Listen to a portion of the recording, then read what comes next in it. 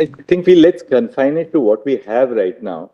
We'll conclude this exercise, and then we will see if there's some other thing we can have another setting, another sitting, another matter. But I hope that's also a consensus between this side and this side, right? Because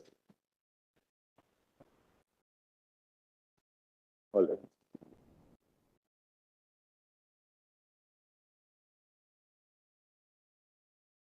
Then.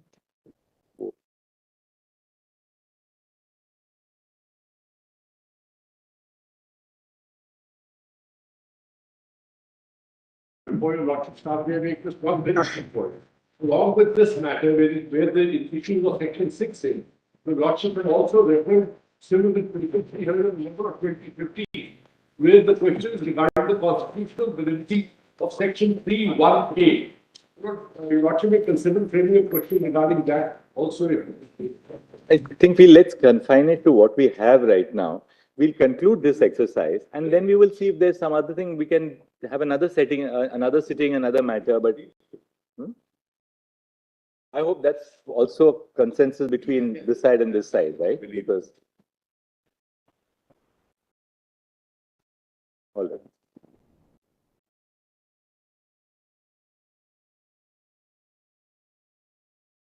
Then.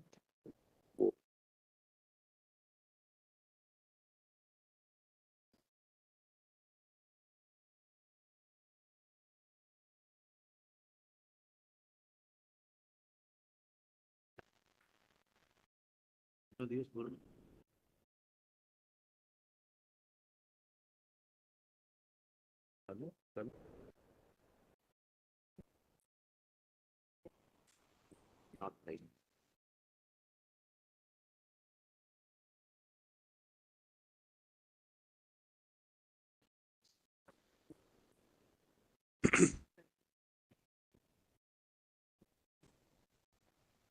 Yes. Yeah. So I'll just indicate in a line that I appear for the petitioners in writ petition 876 of 2014. Just as a matter of how long we will take, since I anticipate that question.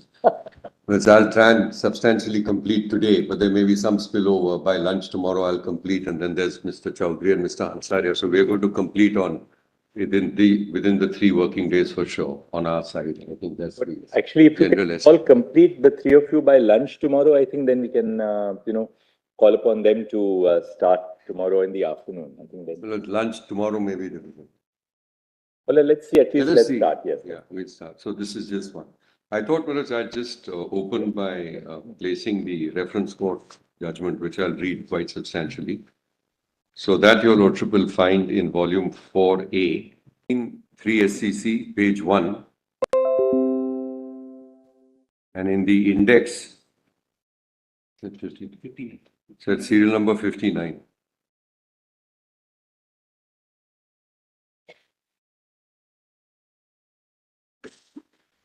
Your Lordships have it? Yes. May I request you to go to page 1377? There are 3 or 4 aspects which are covered by the reference court judgment, so I'll just indicate them.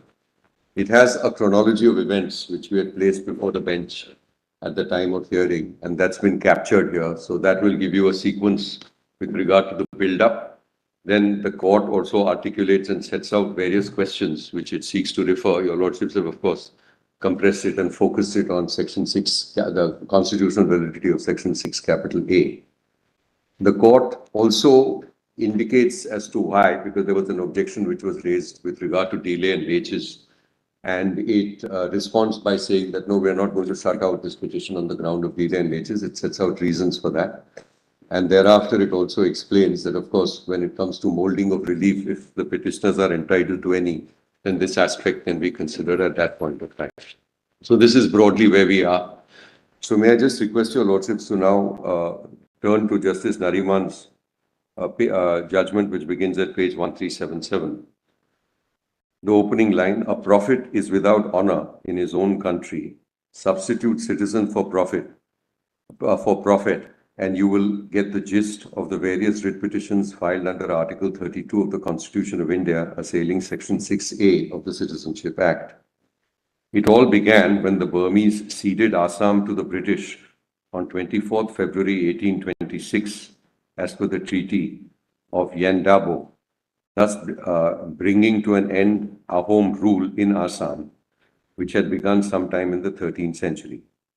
The British annexed Assam and placed it as an administrative unit of the Bengal province.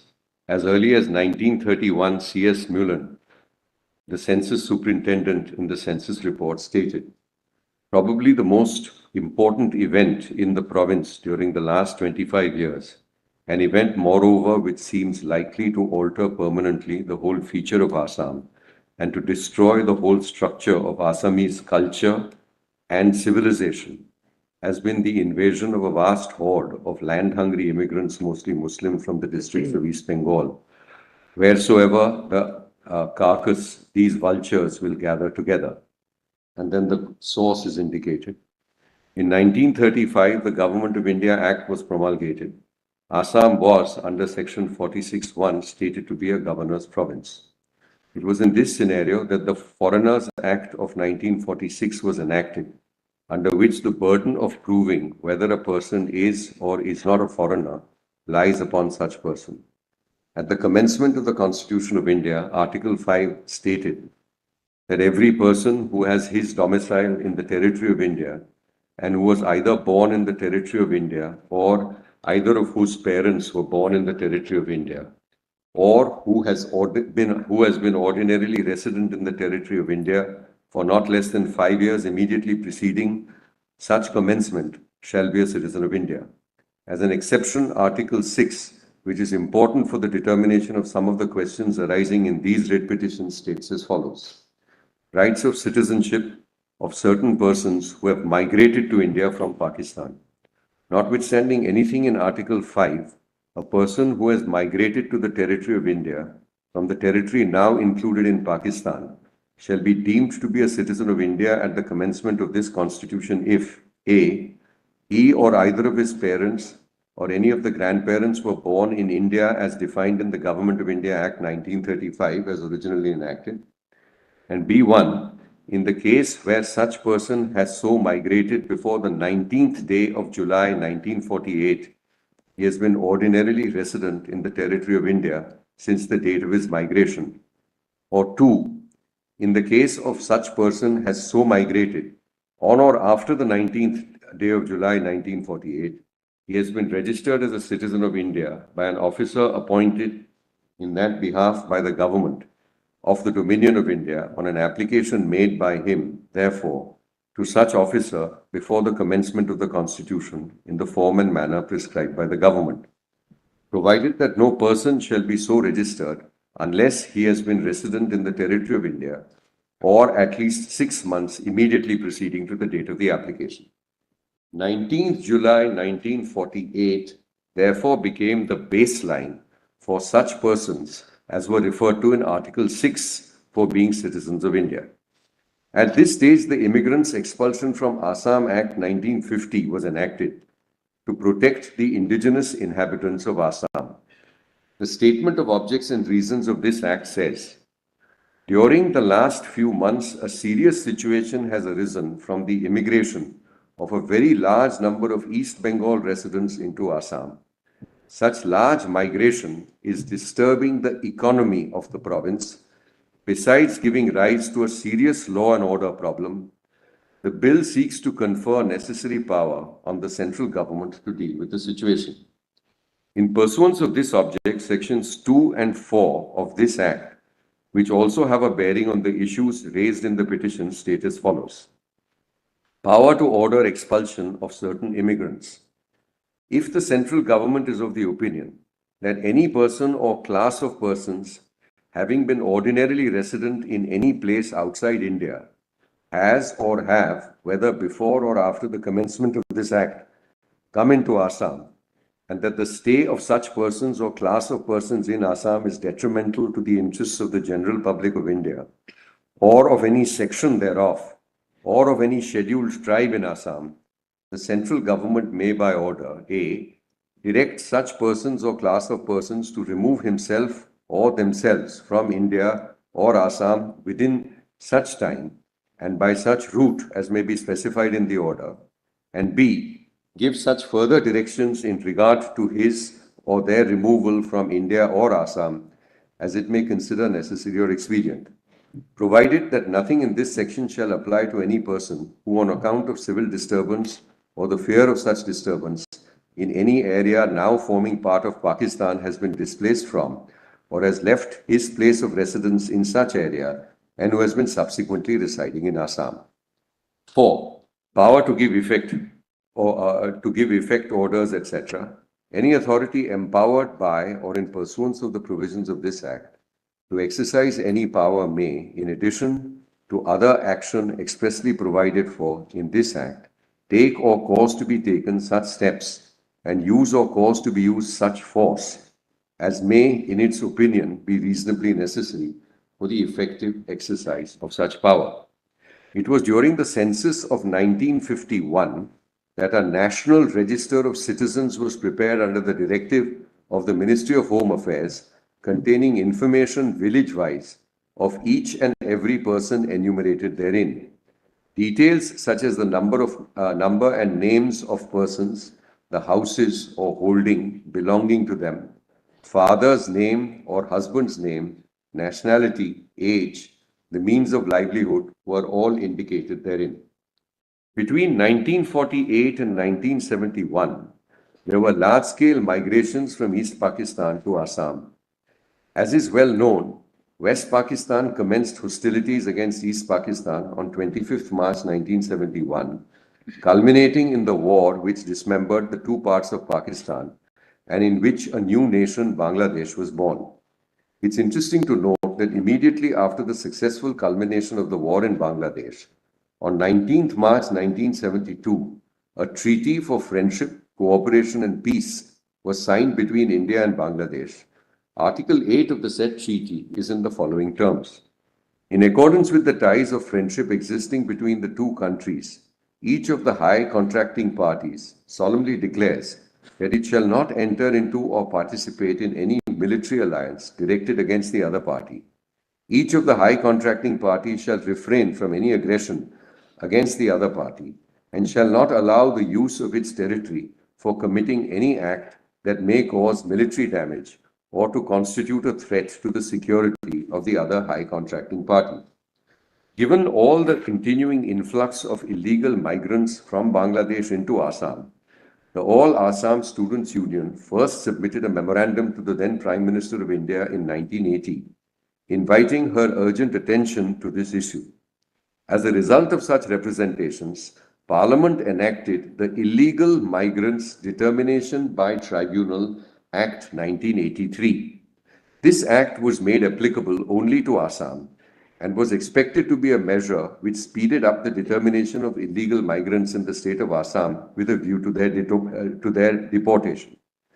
Not being satisfied with the parliamentary measure, and in view of large-scale agitation in the state of Assam, an accord was signed known as the Assam Accord on 15th August 1985 between AASU, AAGSP and the central and state governments.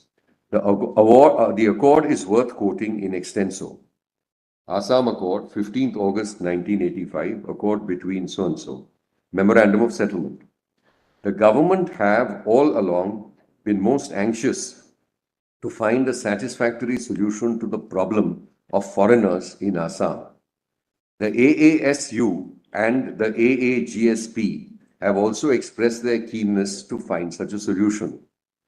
The AASU, through their memorandum dated 2nd February 1980, presented to the late Prime Minister Srimati Indira Gandhi, conveyed their profound sense of apprehensions regarding the continuing influx of foreign nationals into Assam and the fear about adverse effects upon their political, social, cultural, and economic life of the state. Being fully alive to the genuine apprehensions of the people of Assam, the then Prime Minister initiated the dialogue with the AASU AAGSP. Subsequently, talks were held at the Prime Minister's and Home Minister's level during the period 1980 to 83. Several rounds of informal talks were held during 1984. Formal discussions were resumed in March 1985. keeping all aspects of the problem, including constitutional and legal provisions, international agreements, national commitments, and humanitarian considerations, it has been decided to proceed as follows. Foreigners issue.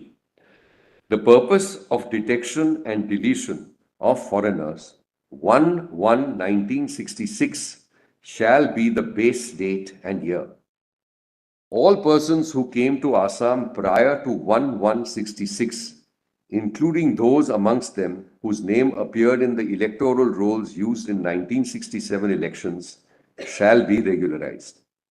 Foreigners who came to Assam after 1/1/1966, inclusive, and up to 24th March 1971, shall be detected in accordance with the provisions of the Foreigners Act 1946 and the Foreigners Tribunals Order 1939.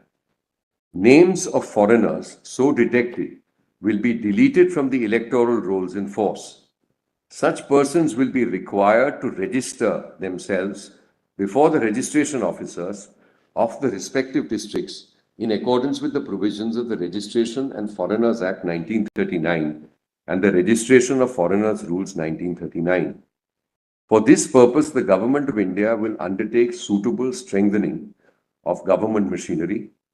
On the expiry of the period of 10 years following the date of detection, the names of all such persons which have been deleted from the electoral rolls shall be restored. All persons who were expelled earlier but have since re-entered illegally into Assam shall be expelled. Foreigners who came to Assam on or after 25th March 1971 shall continue to be detected, deleted and expelled in accordance with law. Immediate and practical steps shall be taken to expel such foreigners. Emphasis supplied.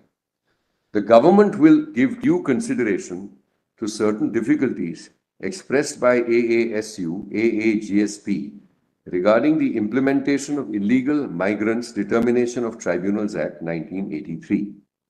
Safeguards and economic development. Clause 6. Constitutional, legislative and administrative safeguards as may be appropriate shall be provided to protect, preserve and promote the cultural, social, linguistic identity and heritage of the Assamese people. The government takes this opportunity to renew their commitment for the speedy all-round economic development of Assam so as to improve the standard of living of the people. Special emphasis will be placed on the education and the science and technology through establishment of national institutions. Other issues. The government will arrange for the issue of citizenship certificate in future only by authorities of the central government. Specific complaints that may be made by AASU, AAGSP about irregular issuance of Indian citizenship certificates, ICC, will be looked into. 9.1. The international border shall be made secure against future infiltration by erection of physical barriers like walls, barbed wire fencing, and other obstacles at appropriate places. Patrolling by security forces on land and riverine routes all along the international border shall be adequately intensified in order to further strengthen the security arrangements to prevent effectively future infiltration. An adequate number of checkposts shall be set up. Besides the arrangement mentioned above and keeping in view security considerations, a road all along the international border shall be constructed so as to facilitate patrolling by the security forces. Land between border and roads should be kept free of human habitation wherever possible. Riverine patrolling along with international border would be intensified. All effective measures would be adopted to prevent infiltrators crossing or attempting to cross the international border. It will be ensured that relevant laws for the prevention of encroachment of government lands and lands of tribal belts and blocks are strictly enforced and unauthorized encroachers evicted as laid down under such laws. It will be ensured that the law restricting acquisition of immovable property by foreigners in Assam is strictly enforced. It will be ensured that birth and death registers are duly maintained. Restoration of normalcy. The AASU and the AAGSP call off the agitation, assure full cooperation and dedicate themselves to the development of the country. The central and state governments have agreed to review with sympathy and withdraw cases of disciplinary action taken against employees in the context of the agitation and to ensure that there is no victimization. Frame a scheme for ex gratia payment to next of kin of those who were killed in the course of agitation. Give sympathetic consideration to proposals for relaxation of upper age limit for employment in public service in Assam, having regard to exceptional situations that prevail in the holding of academic and competitive examinations, etc., in the context of the agitation in Assam. Undertake review of detention cases, if any, as well as cases against persons charged with criminal offences in connection with the agitation, except those charged with the commission of heinous offences. Consider withdrawal of prohibitory orders and notifications in force, if any. The Ministry of Home Affairs will be the nodal ministry for the implementation of the above. And thereafter, your lordships will see that there are the signatures of the various persons, including and in the presence of the Prime Minister of India, 15th August 1985 at New Delhi.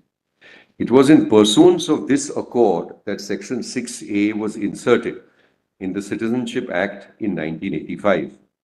The statement of objects and reasons of the Act specifically states that the legislation required to give effect to the Assam Accord. Section 6A states as follows. With your permission, I'll just read through Section 6A as well. Special provisions as to citizenship of persons covered by the Assam Accord. For the purposes of this section, Assam means the territories included in the state of Assam immediately before the commencement of the Citizenship Amendment Act 1985. Detected to be a foreigner means detected to be a foreigner in accordance with the provisions of the Foreigners Act and the Foreigners Tribunals Order 1964 by a tribunal constituted under the said order. Specified territory means the territories included in Bangladesh immediately before the commencement of the Citizenship Amendment Act 1985. D. A person shall be deemed to be of Indian origin if he or either of his parents or any of his grandparents was born in undivided India. E. A person shall be deemed to be detected to be a foreigner on the date of which the tribunal constituted under the Foreigners Tribunal Order 64 submits its opinion to the effect that he is a foreigner to the officer or the authority concerned.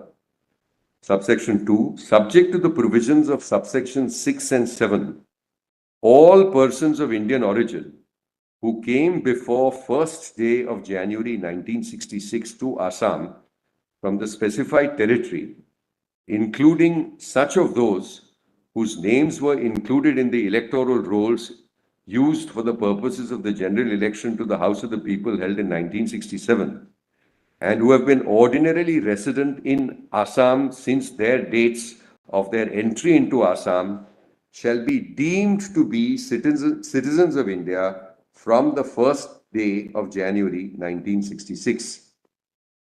Subject to the provisions of subsection 6 and 7, every person of Indian origin who came to Assam on or after the 1st day of January 1966, but before 25th day of March 1971 from the specified territory, and B, has since the date of his entry into Assam been ordinarily resident in Assam, and C, has been detected to be a foreigner, shall register himself in accordance with the rules made by the central government in this behalf under Section 18, and such authority thereafter in this subsection referred to as the registering authority, as may be specified in such rules, and if his name is included in any electoral roll for any assembly or parliamentary constituency in force on the date of such detection, his name shall be deleted therefrom. Then the explanation. In the case of every person seeking registration under the subsection, the opinion of the tribunal constituted under the Foreigners Tribunals Order 1964, holding such person to be a foreigner, shall be deemed to be sufficient proof of the requirement under Clause C of this subsection, and if any question arises as to whether such person complies with any of the other requirements under this subsection, the registering authority shall, 1. If such opinion contains a finding with respect to such other requirement, decide the question in conformity with such finding. And 2. If such opinion does not contain a finding with respect to such other requirement, refer the question to a tribunal constituted under the said order having jurisdiction in accordance with such rules as the central government may make in this behalf under Section 18 and decide the question in conformity with the opinion received on such reference. Subsection 4. A person registering under subsection 3 shall have, as from the date on which he has been detected to be a foreigner, and till the expiry of a period of 10 years from that date, the same rights and obligations as a citizen of India, including the right to obtain a passport under the Passports Act and the obligations connected therewith, but shall not be entitled to have his name included in any electoral roll for any assembly or parliamentary constituency at any time before the expiry of the said period of 10 years. A person registered under subsection 3 shall be deemed to be a citizen of India for all purposes as from the date of expiry of the period of 10 years from the date on which he has been detected to be a foreigner, without prejudice to the provisions of Section 8. A. If any person referred to in subsection 2 submits in the prescribed manner and form to the prescribed authority within 60 days from the commencement of the Citizenship Amendment Act 1985, a declaration that he does not wish to be a citizen of India, such person shall not be deemed to have become a citizen of India under that subsection. B. If any person referred to in subsection 3 submits in the prescribed manner and form and to the prescribed authority within 60 days from the date of the commencement of the 1985 amendment, or from the date on which he has been detected to be a foreigner, whichever is later, a declaration that he does not wish to be governed by the provisions of that subsection and subsection 4 and 5, it shall not be necessary for such person to register himself under subsection 3. Where a person required to file a declaration under this subsection does not have the capacity to enter into a contract, such declaration may be filed on his behalf by any person competent under the law for the time being enforced to act on his behalf. Nothing under subsections 2 to 6 shall apply in relation to any person, A, who immediately before the commencement of the Citizenship Act 1985 is a citizen of India, B, who was expelled from India before the commencement of the Citizenship Amendment Act 1985 under the Foreigners Act 1946 for a year. 8. Save as otherwise provided in this section, the provisions of this section shall have effect notwithstanding anything contained in any other law for the time being in force. It will be seen that as part of the Assam Accord, a huge number of illegal migrants were made deemed citizens of India. It is interesting to note that Parliament has not enacted any law pertaining to refugees from other countries. Refugee status can be granted and has been granted in India through executive orders passed by the central government. In any case, Section 6A did not merely rest content upon granting refugee status to those who were illegal migrants from East Pakistan, but went on to grant them the benefit of citizenship of India, so that all persons who have migrated before 1966 and all persons who migrated before 25th March 1971 respectively were to become citizens of India either immediately or, as is mentioned by the Act, after a period of 10 years, once there has been a determination that they have in fact settled in India between 66 and 71. On 8th November 1998, Lieutenant Governor S.K. Sinha, the then Governor of Assam, submitted an extensive report to the then President of India on the grave threat posed by the influx of people from Bangladesh to Assam. He said, and more for the nation as a whole, need to be emphatically stressed. No misconceived and mistaken notions of secularism should be allowed to come in the way of doing so. As a result of population movement from Bangladesh, the spectre looms large of the indigenous people of Assam being reduced to a minority in their home state. Their cultural survival will be in jeopardy, their political control will be weakened, and their employment opportunities will be undermined. The silent and invidious demographic invasion of Assam may result in a loss of geostrategically vital districts of Lower Assam. The influx of illegal migrants is turning these districts into a Muslim majority region. It will then only be a matter of time when a demand for their merger with Bangladesh may be made. The rapid growth of international Islamic fundamentalism may provide the driving force for this demand. In this context, it is pertinent that Bangladesh has long discarded secularism and has chosen to become an Islamic state. Loss of Lower Assam will sever the entire landmass of the northeast from the rest of India, and the rich natural resources of that region will be lost to the nation. It was in this backdrop that a writ petition, being writ petition number 131 of 2000, was filed by Sarbananda Sonowal, assailing the constitutional validity of the Illegal Migrants Determination of Tribunals Act 1983 and the rules made thereunder. In a judgment reported in 2005, 5 SEC 665, this court referred to the Assam Accord and to the huge influx of illegal migrants into the state of Assam, and came to the conclusion that the 1983 Act and the rules made thereunder operated in the reverse direction. That is, instead of seeing that illegal migrants are deported, it did the opposite by placing the burden of proof on the state to prove that a person happens to be an illegal migrant. The court went on to hold that Article 355 of the Constitution had been violated, inasmuch as the Union had failed to protect the state of Assam against an external aggression and internal disturbance caused by the huge influx of illegal migrants from Bangladesh to Assam, and went on to hold the 1983 Act to be violative of Article 14 as well. Inasmuch as the Act was struck down and the Immigrants Expulsion from Assam Act 1950, together with the Foreigners Act and Foreigners Tribunal Order of 1964, were now to be the tools in the hands of the government to do the job of detecting illegal migrants who were then to be deported.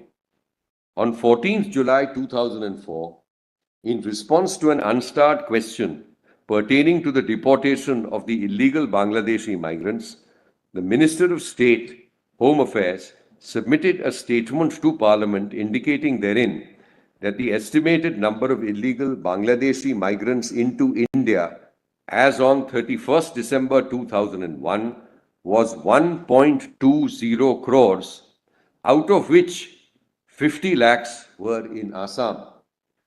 Given the magnitude of the problem, a Foreigners' Tribunals for Assam Order of 2006 was promulgated, which was again struck down, being found to be unreasonable and arbitrary, and which, instead of expeditiously discovering the illegal migrants and deporting them, again did the opposite.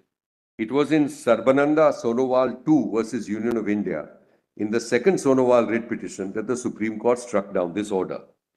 In the year 2012 and 2014, large-scale riots took place in Assam, resulting in the deaths of a large number of persons.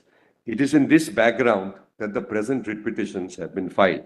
So now this was, my lords, the narrative in terms of the sequence building up and some of the statutory provisions. Now we go to the second part of the judgment. A preliminary submission was urged by the learned Additional Solicitor General, Mr. Neeraj Kaul, that Section 6A, having been enacted in 1985, a challenge made in 2012 would be barred by delay and laches. We will first advert to the preliminary submissions in order to see whether we will proceed further to determine the issues raised in these writ petitions. Then writ petitions, my lords, the prayers are set out. With your permission, I'll skip this part. Then please go to para 21. Article 32 of the Constitution has been described as the heart and soul of the constitutional guarantees. and the rights to move the Supreme Court for enforcement of all or any of the fundamental rights conferred by Part 3 of the Constitution. This article is therefore itself a fundamental right, and it is in this backdrop that we need to address the preliminary submissions. Tilokchand Motichand, a constitution bench, was asked to decide the constitutional validity of Section 12A(4) of the Bombay Sales Tax Act. The precise ground for challenge was a violation of Article 19(1)(f) of the Constitution. A majority of 3 out of 5 judges held that the petition was hit by the doctrine of leches and hence dismissed the petition. In so holding, each of the judges arrived at a differing reason as to why the petitions under Article 32 ought to be dismissed on the ground of delay and leches. In paragraphs 9, 10 and 11, Chief Justice Hidayatullah held, in India, we have a Limitation Act which prescribes different periods of limitations for suits, petitions and applications. There are also residuary articles which prescribe limitation in those cases where no express period is provided. If it were a matter of a suit or application, either an appropriate article or the residuary article would have been applied. But a petition under Article 32 is not a suit, and it is also not a petition or an application to which the Limitation Act applies. To put curbs on the way of enforcement of fundamental rights through legislative actions might well be questioned under Article 13(3). The reason is also quite clear. If a short period of limitation were prescribed, the fundamental right might well be frustrated. Prescribing too long a period might enable stale claims to be made to the detriment of other rights which might emerge. If then there is no period prescribed, what is the standard for the court to follow? I should say that the utmost expedition is a sine qua non for such claims. The party aggrieved must move the court at the earliest possible time and explain satisfactorily all semblance of delay. I am not indicating any period which may be regarded as the ultimate limit for the action, for that would be taking upon myself legislative functions. In England, a period of 6 months has been provided statutorily, but that could be because there is no guaranteed remedy and the matter is one entirely of discretion. In India, I will only say that each case will have to be considered on its own facts. Where there is an appearance of avoidable delay, and this delay affects the merits of the claim, the court will consider it and in an appropriate case hold the party disentitled to invoke the extraordinary jurisdiction. Therefore, the question is one of discretion for the court to follow from case to case. There is no lower limit and there is no upper limit. A case may be brought within the Limitation Act by reason of some article, but this court need not necessarily give the total time to the litigant to move this court under Article 32. Similarly, in a suitable case, this court may entertain such a petition even after a lapse of time. It will all depend on the breach of the fundamental right and the remedy claimed are when and how the delay arose. Justice Sikri held as follows. So, if your lordship permits, I'll skip this because Justice Bachawat, etc., they all hold that this discretion is retained. And then you may just go to page internal page 19, print page 1390. The sole dissentient was Justice Hegde, who decided that Article 32 itself being a fundamental right, there's no question of delay being used to non-suit a petitioner at the threshold. His minority view is as follows. Thereafter, there's a quotation from Justice Hegde. May I take you to paragraph 23, please, which is at page 1391. It will thus be seen that Hidayatullah, Chief Justice, did not lay down any fixed period. According to him, there's no lower limit or upper limit, except that utmost expedition is a sine qua non for moving the petition under Article 32. The learned Chief Justice left it to be decided on the facts of each case, depending on what the breach of the fundamental right is, what remedy claimed is, and when and how the delay arose. Justice Sikri, on the other hand, was in favor of an inflexible time limit that is not beyond 1 year. Both Justice Bachawat and Mittal would ask the question as to whether time under the Limitation Act had run out, and if so, whether the writ petition ought to be dismissed. As a result, it is clear from a reading of these differing judgments that the ratio of the Constitution bench can be broadly stated to be that a writ petition filed under Article 32 can be dismissed on the ground of delay. Beyond that, there is no discernible ratio as to the majority, as no majority can be cobbled up for deciding on what basis such writ petition can be so dismissed. Close to the heels of the judgment in Rabindranath Bose versus Union of India, a fervent plea was made to reconsider the judgment in Tilokchand. This plea was turned down, and it was held that a stale claim of 15 years to challenge appointments and promotions already made without any explanation for so moving after 15 years would result in dismissal of an Article 32 petition, more so when rights had accrued to the respondents in the case. The court held, and thereafter, my lords, there is an excerpt. May I take your lordships to para 26 at the foot of page 1393. In Ramchandra Devdar versus State of Maharashtra, a constitution bench was invited to dismiss a petition under Article 32 on the ground of delay of laches. The petitioner, having approached the court after a delay of at least 8 years, the court held that barring a writ petition containing stale claims is not a rule of law, but a rule of practice based on sound and proper discretion. There is no inviolable rule that whenever there is delay, the court must necessarily refuse to entertain the petition. After referring to Tilokchand and Rabindranath Bose, the court held that the claim for enforcement of a fundamental right of equal opportunity under Article 16 cannot be dismissed solely on the ground of delay and laches, etc. The court also went on to hold that promotion being provisional, no rights have been conferred on those who are promoted, whose interests can therefore be defeated if ultimately it is found that such promotions are not warranted. In express publications, the employer newspaper wished to challenge paragraph 80 of the scheme of 1952, which came into force in 56. The challenge was made in a writ petition under Article 32, 45 years later in 2001. This was turned down by a bench of 2 judges with the caveat that if the case of the petitioners, that the passage of time a certain provision had become unconstitutional, then obviously the very passage of time would not amount to delay, for such a petition would not be entertained. Similarly, in Tridip, a bench of 2 judges held that there is no upper and no lower limit when it comes to an Article 32 petition. It all depends on the breach of a particular fundamental right, the remedy claim, and how the delay arose. On facts, the petition was turned down as there was an unexplained delay of 10 years. In Bangalore City, a 2-judge bench understood the ratio of Tilokchand as follows. Then there is an excerpt. Please go to paragraph 30.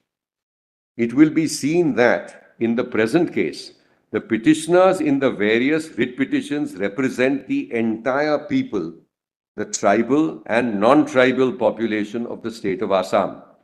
In their petition, they have raised a plea that the sovereignty and integrity of India is itself at stake, as a massive influx of illegal migrants from a neighboring country has affected this core constitutional value. That in fact it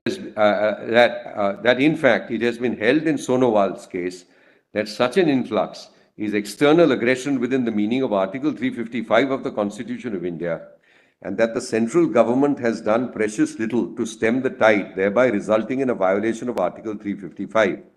As a result of this huge influx, periodic clashes have taken place between the citizens of India and these migrants, resulting into loss of life and property, sounding in violation of Articles 21 and 29 of the Constitution of the Assamese people as a whole.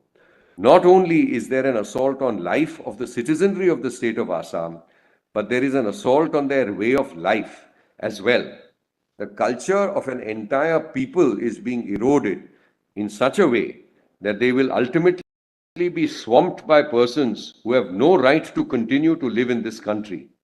The petitioners have also argued that this honorable court in Sonowal has specifically held in para 79 thereof that Bangladeshi nationals who have illegally crossed the border and have trespassed into Assam, who are living in other parts of the country, have no legal right of any kind to remain in India, and they are liable to be deported. They have also raised a fervent plea that Article 14 also continues to be violated, as Sections 6A 3 to 5 are not time-bound but are ongoing. Given the contentions raised specifically with regard to the pleas under Articles 21 and 29 as a whole class of people, namely the tribal and non-tribal tribal citizens of Assam, and given the fact that agitations on this score are ongoing, we do not feel that petitions of this kind can be dismissed at the threshold on the ground of delay and laches. Indeed, if we were to do so, we would be guilty of shirking our constitutional duty to protect the lives of our own citizens and their culture. In fact, the time has come to have a relook at the doctrine of laches altogether when it comes to violations of Article 21 and 29. Tilokchand is a judgment involving property rights of individuals. Ramchandra, also a constitution bench of 5 judges, has held that the fundamental right under Article 16 cannot be wished away solely on genuine grounds of delay. Since Tilokchand was decided, there have been important strides made in the law. Property rights have been removed from Part 3 of the Constitution altogether by the Constitution 44th Amendment Act. The same amendment made it clear that even during an emergency, the fundamental right under Article 21 can never be suspended, and amended Article 359(1) to give effect to this. In Maneka Gandhi versus Union of India, decided 9 years after Tilokchand, Article 21 has been given its new dimension, and pursuant to the new dimension, a huge number of rights have come under the umbrella of Article 21. For an enumeration of these rights, see Kapila Hingorani versus State of Bihar. Further, in Olga Tellis, it has been conclusively held that all fundamental rights cannot be waived. Given these important developments in the law, the time has come for this court to say that at least when it comes to violations of fundamental rights to life and personal liberty, delay or laches by itself without more would not be sufficient to shut the doors of the court on the petitioner. Coming now to the merits, now the third part. Coming now to the merits, we have heard several counsel for the petitioners who have raised a number of points which have been rebutted by the Counsel for the Union of India and the state. We feel that the following questions need to be answered by an appropriate bench, as most of them are substantial questions as to the interpretation of the Constitution and have been decided by a minimum of 5 judges under Article 145(3). An enumeration of these questions is as follows.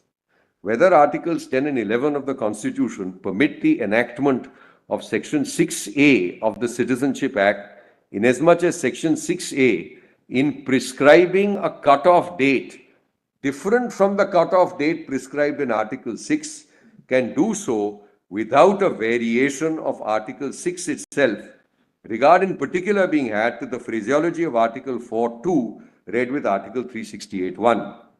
2. Whether Section 6A violates Articles 325 and 326 of the Constitution of India, in that it has diluted the political rights of the citizens of the state of Assam. 3. What is the scope of the fundamental right contained in Article 29(1)? Is the fundamental right absolute in its terms? In particular, what is the meaning of the expression culture and the expression conserve? Whether Section 6 capital A violates Article 29(1). 4. Whether Section 6A violates Article 355. What is the true interpretation of Article 355? Would an influx of illegal migrants into a state of India constitute external aggression and or internal disturbance? Does the expression state occurring in this article refer only to the territorial region, or does it also include the people living in the state, which would include their culture and identity? Whether Section 6A violates Article 14 in that it singles out Assam from other border states which comprise a distinct class and discriminates against it. Also, whether there is no rational basis for having a separate cut-off date for regularizing illegal immigrants who enter Assam as opposed to the rest of the country. And 6. Whether Section 6A violates Article 21 in that the lives and personal liberty of the citizens of Assam has been affected adversely by the massive influx of illegal migrants from Bangladesh. 7, whether delay is a factor that can be taken into account in molding relief under a petition filed under Article 32 of the Constitution. Whether after a large number of migrants from East Pakistan have enjoyed rights as citizens of India for over 40 years, any relief can be given in the petitions filed in the present cases. 9, whether Section 6A violates the basic premise of the Constitution and Citizenship Act in that it permits a citizen who have allegedly not lost their citizenship of East Pakistan to become deemed citizens of India, thereby conferring dual citizenship on such persons. Whether Section 6A violates the fundamental basis of Section 5(1) proviso and Section 5(2) of the Citizenship Act as it stood in 1985, in that it permits a class of migrants to become deemed citizens of India without any reciprocity from Bangladesh and without taking the oath of allegiance to the Indian Constitution. 11, whether immigrants' expulsion from Assam Act 1950, being a special enactment qua immigrants into Assam, alone can apply to migrants from East Pakistan and Bangladesh to the exclusion of the General Foreigners Act and Foreigners Tribunal's Order 1964 made thereunder. Whether Section 6A violates the rule of law in that it gives way to political expediency and not to the government according to law, and not to government according to law. 13, whether Section 6A violates the fundamental right in that no mechanism is provided to determine which persons are ordinarily resident in Assam since the dates of their entry into Assam, thus granting deemed citizenship to such persons arbitrarily. These matters be placed before the Chief Justice for constitution of an appropriate bench to answer the above questions. As notice is yet to be issued in 876, we direct that notice be given, be issued and served, etc., on the petitioners. Then there is a statement of objects and reasons for the enactment of Section 6A states. This is not on your Lordship's record, but we have a separate document which we will show your Lordship. But essentially, the SOR for the bill, which eventually became the 1985 Act, indicates the purposes, etc., with regard to the Act. Now, my Lords, may I just...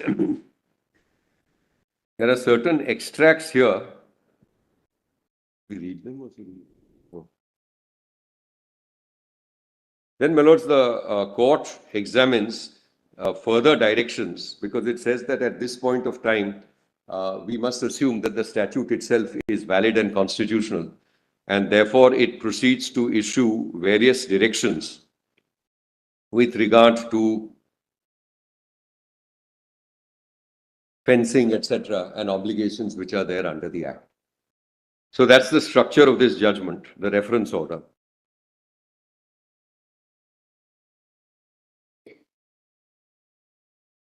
Which part will be?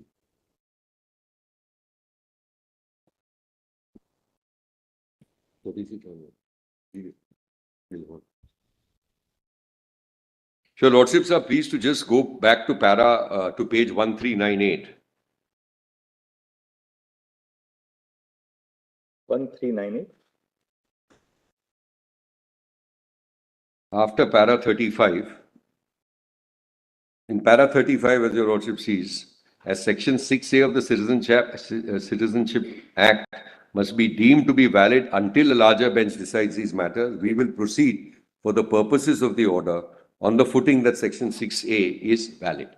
So it makes the reference, etc. Your Lordships have seen, have now a very good sense of what our submissions are going to be as well. In terms of there are elements of fundamental rights, there are elements of constitutional competence, elements as to whether this can really be contrary to the citizenship provisions in the Constitution, including provisions with regard to right to vote, etc.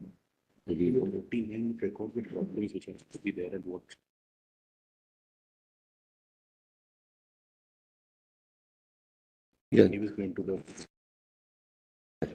Well, so on the magnitude of the problems, I'm going to address your Lordships, but since it is here, since some part of what we are going to submit is in paragraph 36 onwards, may I just read a few more paragraphs here and then I'll go to my petition and our grounds.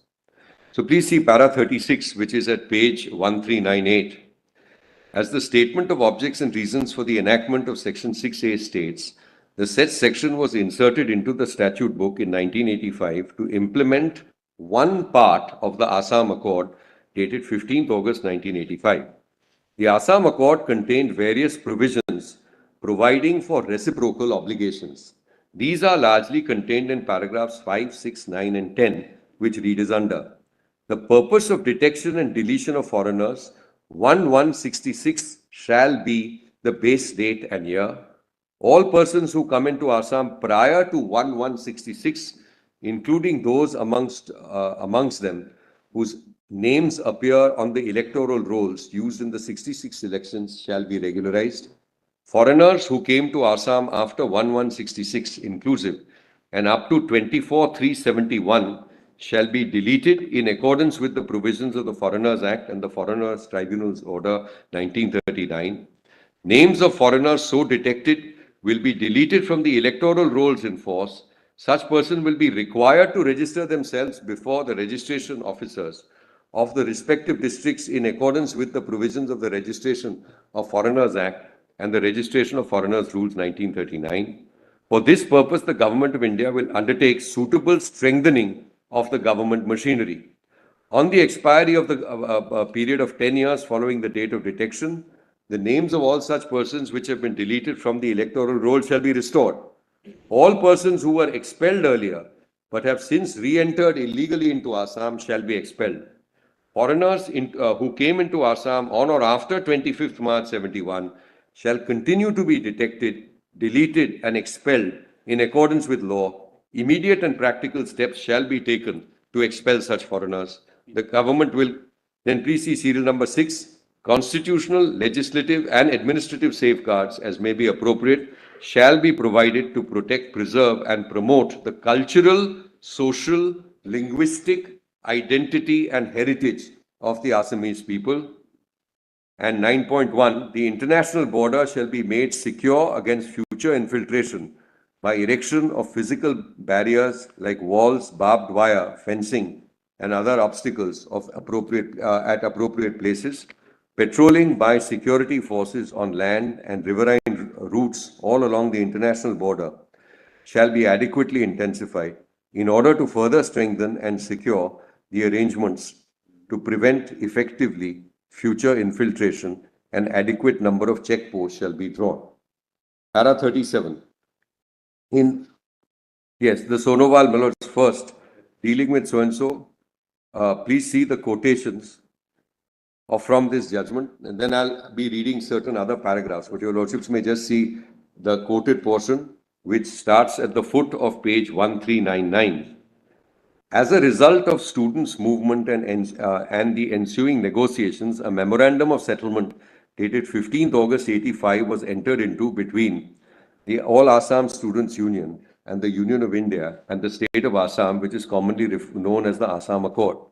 The terms of the accord specifically provided that steps would be taken to detect and deport illegal migrants from Assam, and it also contained a clause that the government will give due consideration to certain difficulties expressed by AASU, AAGSP regarding the implementation of the Illegal Migrants Determination of Tribunals Act 83.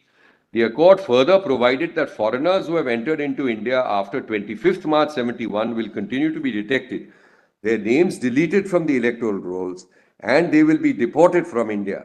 In pursuance of this provision, the Citizenship Act 1955 was amended by Act 65 of 1985, and Section 6A was inserted with the heading Special Provisions as to Citizenship covered by the Assam Accord. It provides that the term detected to be a foreigner shall mean so detected under the Foreigners Act and the Foreigners Tribunals Order 64 framed thereunder. Under the said provisions, a person of Indian origin as defined under Section 6A3 who entered into Assam prior to 1166 and has been a resident of Assam since then is deemed to be a citizen of India. However, if such a person entered into Assam between 1st January 66 and 25th March 71 and has been detected to be a foreigner under the Foreigners Act, then he is not entitled to be included in the electoral list for a period of 10 years from the date of detection. This amendment of the Citizenship Act makes it clear that the question of determination of detection of a foreigner is to be governed by the provisions of the existing central legislation, that's the Foreigners Act 46 and the Foreigners Tribunals Order 1964. The Union of India has filed a counter affidavit which has been sworn by so-and-so. In para 7 of the affidavit, it has been stated that a proposal to repeal the IMDT Act is under consideration. Yes. Then your lordships will go to, there is a status report which is quoted on page 1401 from that counter affidavit. Continuing influx of Bangladeshi nationals into India has been on account of a variety of reasons, including religious and economic. There is a combination of factors on both sides which are responsible for a continuing influx of illegal immigration from Bangladesh. The important push factors on the Bangladesh side include steep and continuous increase in population, sharp deterioration in the land-man ratio, low rates of economic growth, particularly poor performance in agriculture. The pull factors on the Indian side include ethnic proximity and kinship, enabling easy shelter to the immigrants, porous and easily negotiable border with Bangladesh, better economic opportunities, interested religious and political elements encouraging immigration. It's difficult to make a realistic estimate of the number of illegal immigrants from Bangladesh because they enter surreptitiously and are able to mingle easily with the local population due to ethnic and linguistic similarities. The demographic composition of the districts bordering Bangladesh has altered with the illegal immigration from Bangladesh. The districts of Assam and West Bengal bordering Bangladesh have recorded growth of population higher than the national average. The states of Meghalaya, Mizoram and Tripura have also recorded high rates of population growth. Illegal immigrants from Bangladesh have also been using West Bengal as a corridor to migrate to other parts of the country. The large-scale influx of illegal Bangladesh immigrants has led to large tracts of sensitive international borders being occupied by foreigners. This has serious implications for internal security. The types of illegal immigrants are as follows. A. Those who come with valid visa documents and overstayed. B. Those who come with forged visa documents. And C. Those who entered surreptitiously. During the talks between the Prime Minister of India and Bangladesh, Prime Ministers of India and Bangladesh in February 72, the Prime Minister of Bangladesh had assured the return of all Bangladesh nationals who had taken shelter in India since 25th March 1971. Accordingly, a circular was issued by the Government of India on 10th September 1972, setting out guidelines for action to be taken in respect of persons who have come to India from Bangladesh. According to this circular, those Bangladesh nationals who had come to India before 25th March 71 were not to be sent back, and those who entered India in and after that date were to be repatriated. In para 12 of the counter affidavit, it has been stated that the basic objection of the petitioner is under consideration of the central government that the IMDT Act and the rules made thereunder are not effective in comparison to the Foreigners Act, which is applicable to the whole country except to the state of Assam. In paragraph 18 of the counter affidavit, it is stated that the administrative powers in respect of IMDT Act have been delegated to the government of Assam under section 21 of the aforesaid Act. The second subparagraph of para 18 and 19 of the counter affidavit are important and are being reproduced below. Then this is, my lords, further on the IMDT Act, which eventually came to be struck down.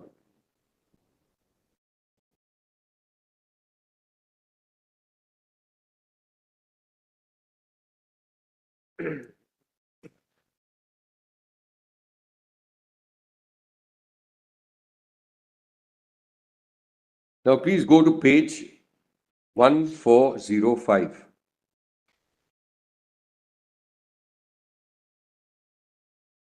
Para 38. The state of Assam has prepared a white paper on foreigners issue dated 20th October 2012. We propose to extract large portions of this paper only to show that even as on 20th October 2012, very little has been done to implement paragraphs 5 part 6 9, and 10 of the Assam Accord. So these were the portions which were extracted, etc. And then your lordships will see that there is a lengthy extract with regard to the various other promises and obligations which were mentioned and extracted under the Assam Accord have as such not been complied with.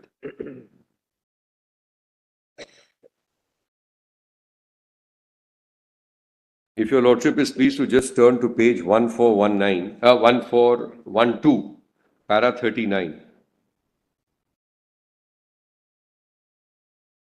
It will be seen that the number of tribunals set up is abysmally low, resulting in an abysmally low number of decisions of these tribunals. What is interesting to know is that whereas almost 150,000 persons were deported between 61 to 65 under the Immigrants Expulsion of Assam Act 1950, the number of deportations from 1985 till date is slated to be a mere 2,000 odd. Even those deportees are mostly, if not all, pushbacks, which results in the same deportees coming back post-deportation from a border which is completely porous. It will be seen that the Assam portion of the border with Bangladesh is 267 kilometers, out of which 44 kilometers are riverine. We are given to understand that the entire border between India and Bangladesh is roughly 4,000 kilometers. The white paper shows that large portions of the border with Assam are yet to be fenced with double coil wire fencing, making the border an easy place to cross. Also, we are given to understand that most parts of the border with West Bengal and other northeastern states are also porous and very easy to cross. Then, my lords, the court periodically issued directions with regard to the border strengthening. Now, I might just mention over here only, just so that I'm done with these orders. Your lordships may just note that there is a further order, I'm just drawing your lordship attention to it, passed by this court on 1st December 2015. 1st December 2015. You will find that order at page 6250, volume 3. It's in the present batch of petitions.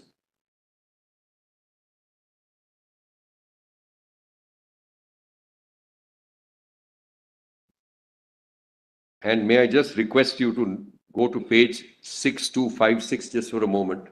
6256, volume 3.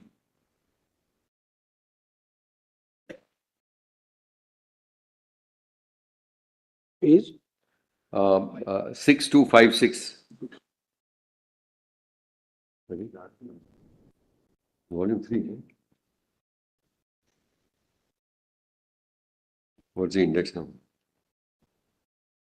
Your lordships have it? Yes. Yeah. So, Manoj, I'm going directly to page 6256 and you'll find a reference to our present writ petition 676 of 2014. I'm doing so only to mention that the court records that, look, prima facie, we don't feel Rule 4A of the rules is violative. However, it refers this issue also to this bench. So I'll just read that portion. Writ petition 876 of 2014 has already been referred to the Constitution bench.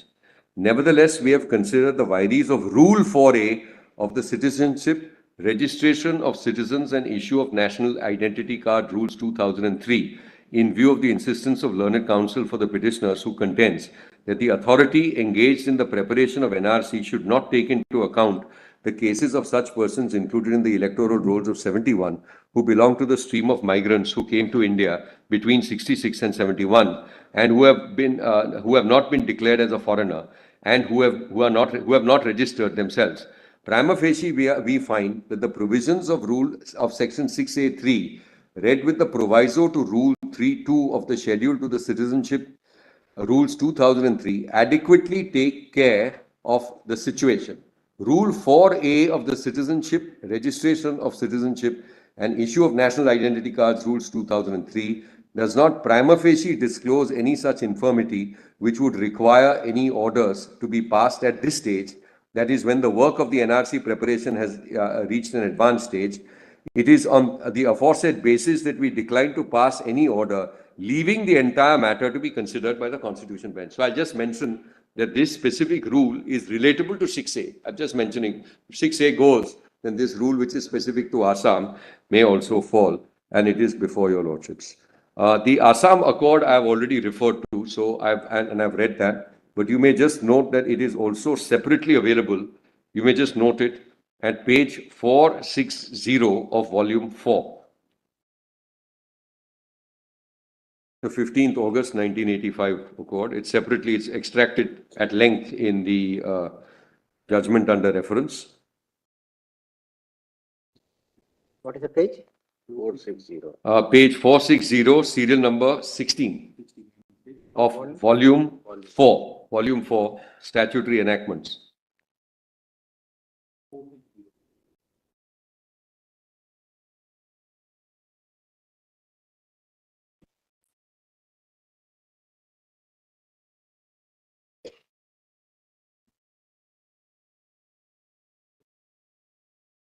Now, sorry.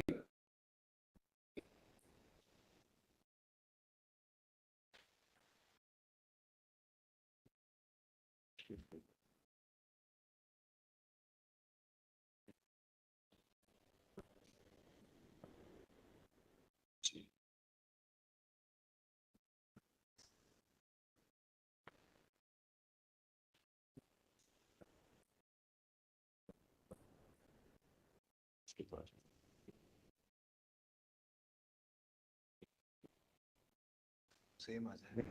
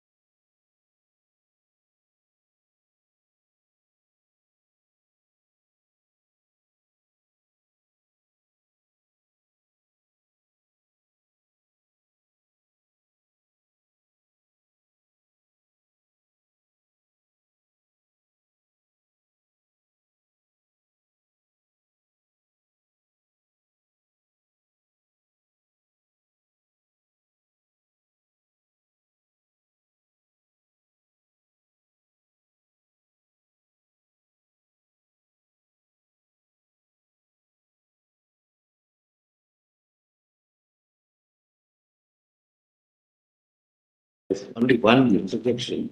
In the last order passed by this bench, Lord, after noting this, my Lord, We your have Lordship, formulated one question. one question only. 10th of 6A. January. NRC is not right now in, my Lord, scrutiny.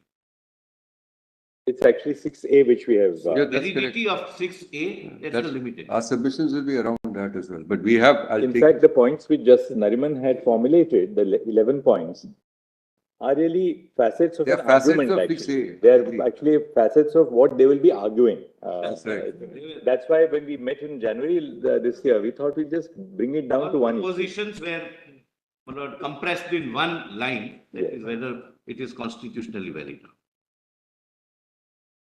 And the ambit of the petitions is therefore 6A. 6A, not Yeah. NRC issue. So may I, You have no issues on, the implementation of the accord per se.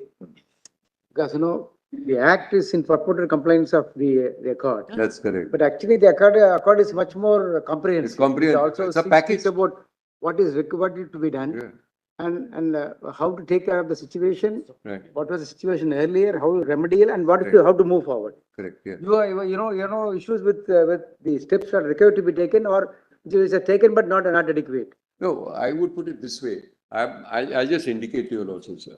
The challenge is, and I'll be taking you to the prayers, etc., is directed against 6A and the constitutional vires of 6A. Is it valid or not? We may have a political settlement, but when you enact a law or you bring it in, it must comport with our constitutional norms. That's going to be our basic thrust. Now, you also have situations where a statute which may be valid at a particular point of time may, if the situation that continues to obtain because of non-implementation of other factors under the award, etc., render a provision which may otherwise be valid as invalid because the bargain has not been completed and the very rights which you are required to protect under the political accord have not been protected, and the situation continues on the ground, including violence which continues on the ground. Anyway, we'll deal with that, but I will remain focused on 6A. I think we are all agreed on that in terms of molding the relief, etc. I'll come to that. So now, I'm done with Give it. us some idea. Yeah. How many people benefited? So it's really two classes. Those who came before 1966 Yeah. were regularized There's and they were nothing- granted I citizenship. don't.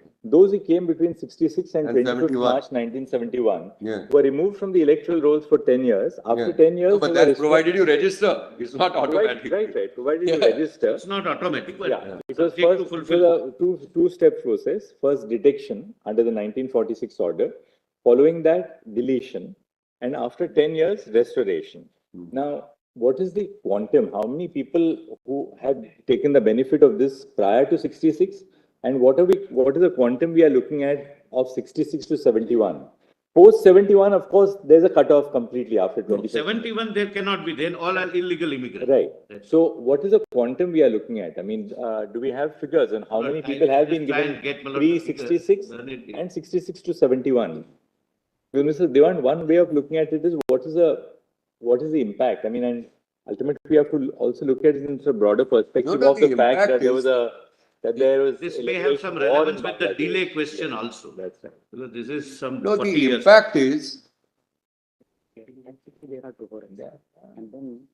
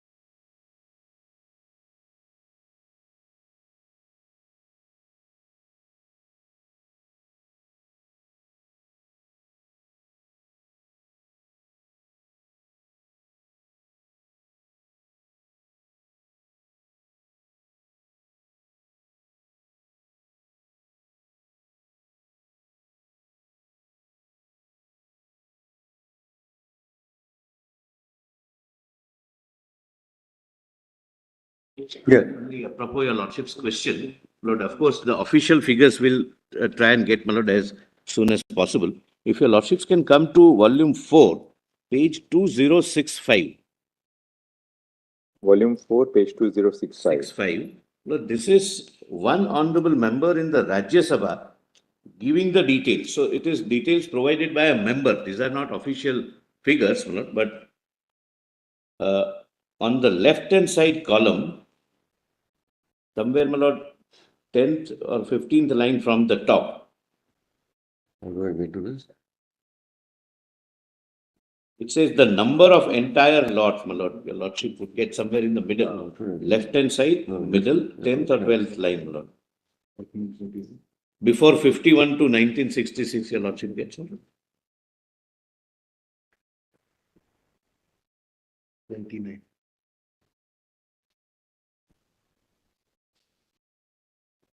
Well, does your lordship get one? Yeah. May I read? Those who came before 1971 were citizens of East Bengal, and so they cannot be deported. So, via media, the number of entire lot who have come before 1951 to 66, we are not concerned with that, my lord, because we are concerned with 66 to 71. But this figure is 15,33,000. And between 1966 and 71 is 5,45,000. These are approximate figures. There may be errors here and there, subject to correction. So the period in which your lordships are examining, that is 66 to 71, according to the honorable member, the figure was 5,45,000. What about their progenies? They would become the citizen.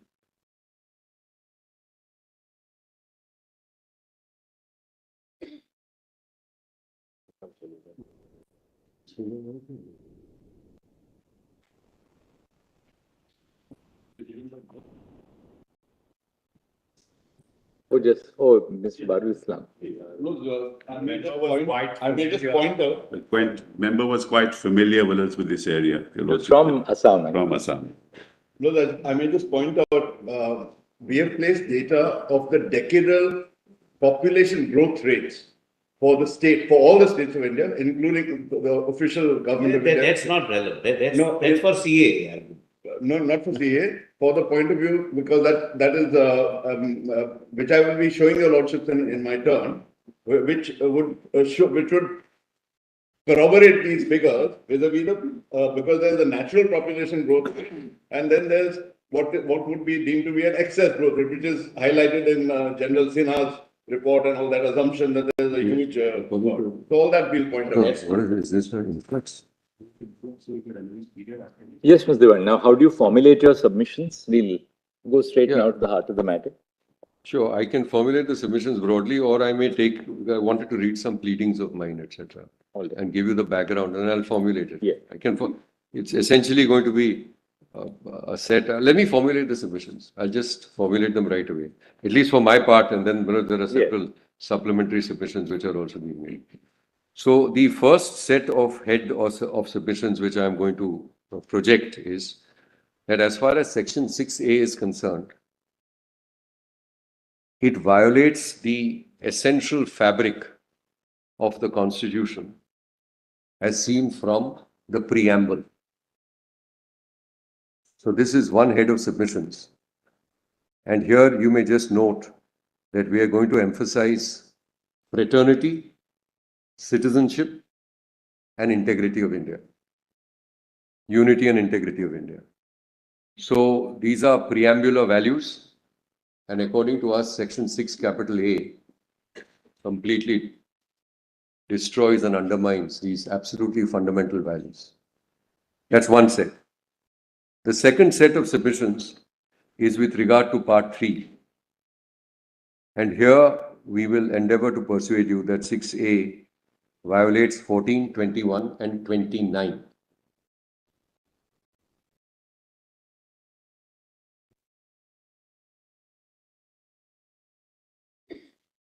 The third set of submissions, broadly, it will be just the point that I make and I'll take you to those statutory provisions. is that there are political rights.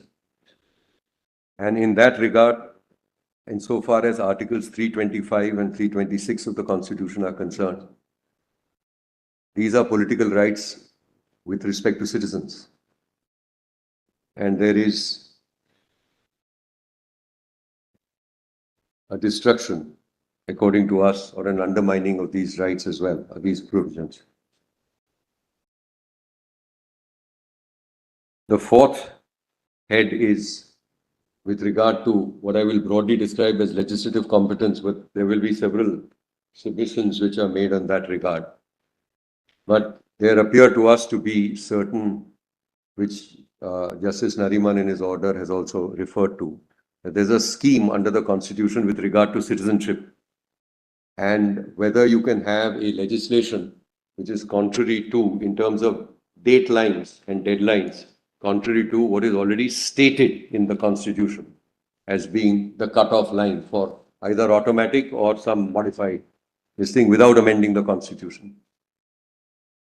So the legislation is contrary to the date lines. Yeah, so it's broadly under, yes, quite right. So it's broadly under the competence issue.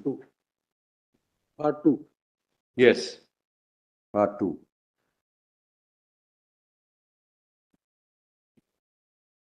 Of shifting the deadline while retaining what is in the Constitution. And finally, our submission would be that there are overarching principles of democracy, federalism, and rule of law being part of the basic structure. And Section 6A, in the manner in which it operates, might undermine these core values as well. So I'll try and put everything into one of these 5 boxes, but there may be certain other refinements and developments. So this is going to be our broad.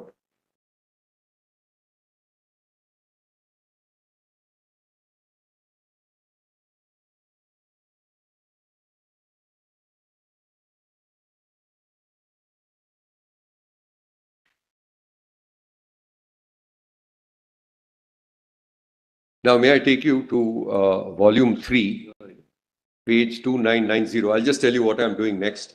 I'm reading through certain averments of my petition and the prayers and the relief. So, but from the general, which was with regard to the reference order, etc., I'm now just moving to my particular set of problems, with which is why I came before this court. So, if your lordship is pleased to go to volume 3, writ petition 876 of 2014 is at page 2990.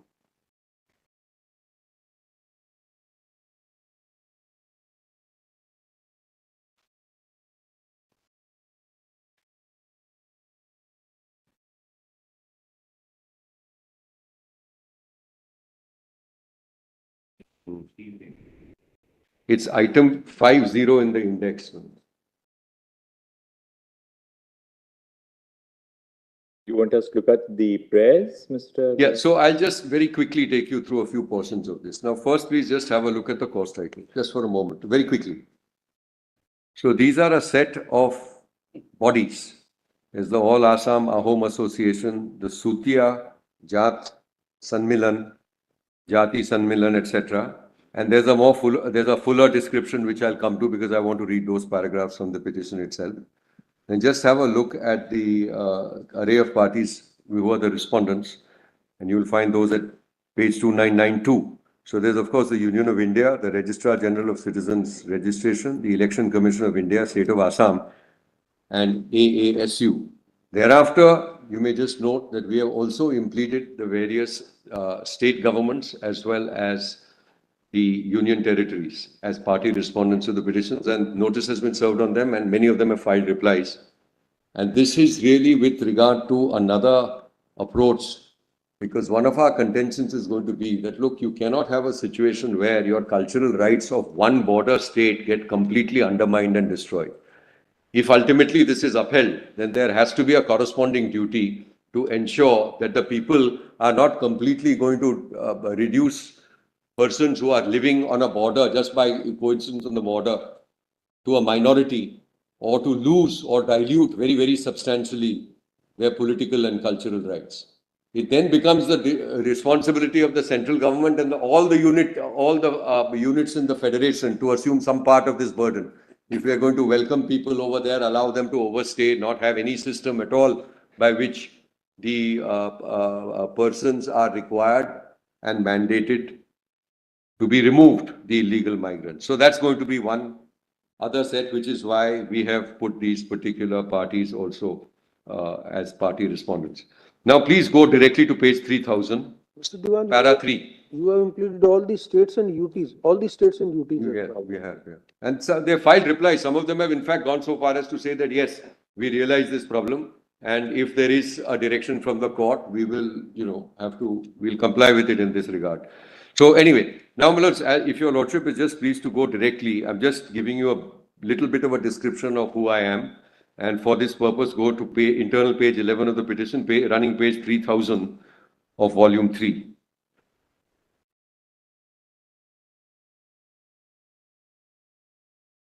I'll read a few of these so that you have an idea and a sense. Writ petitioner number 1, the All Assam Home Association, was established in the year 1893. The aim of the organization is to bring political awareness among our home community in the state of Assam and to work for all-around development of the Ahom community and to try and solve all types of problems faced by the community. The petitioner number 1 organization also works for the preservation of old rituals and religious customs, monuments and historical sites. It is especially working for socio-cultural economic development. Writ petitioner number 2 was established in the year 1925 with registration number 1929. It's a non-political social cultural community developing organization and works for the unity of the Sutia community in Assam. The Sutia community is scheduled tribe in the state of Assam. Writ petitioner number 2 is also working for the all-round welfare and development of the community. It is also working for the protection and preservation of culture, rituals, customs, land rights, and political rights.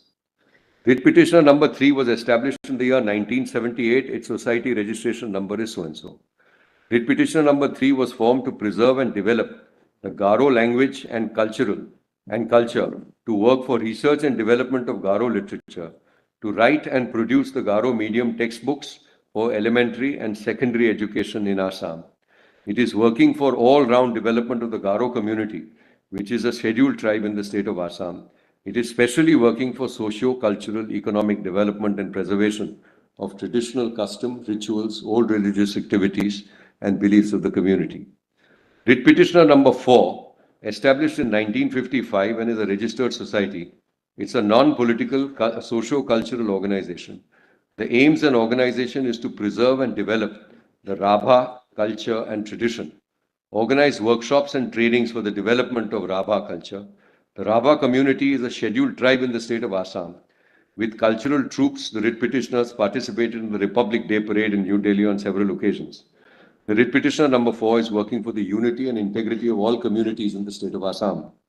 Writ petitioner number 5 is the Coach Rajbonshi Songram Samiti. It is a socio-political organization.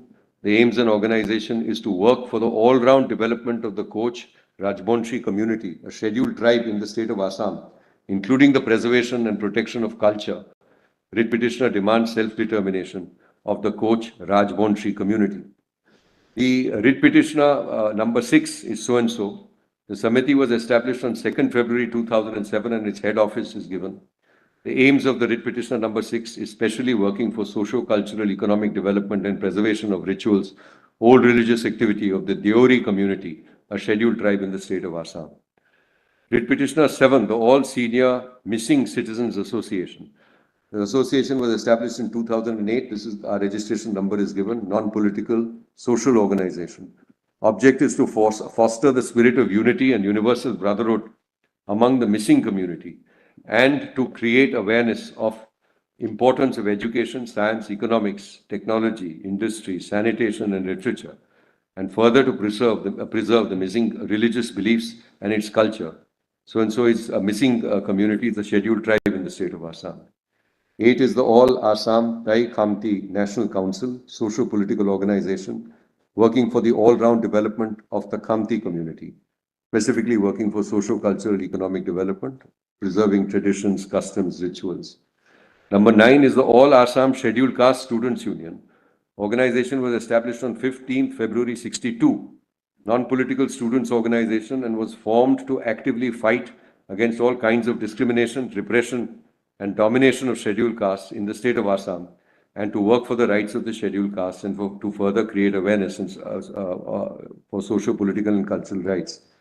Writ petition number 10, the Sonowal Kachari Songram Samiti. It's a socio-political organization.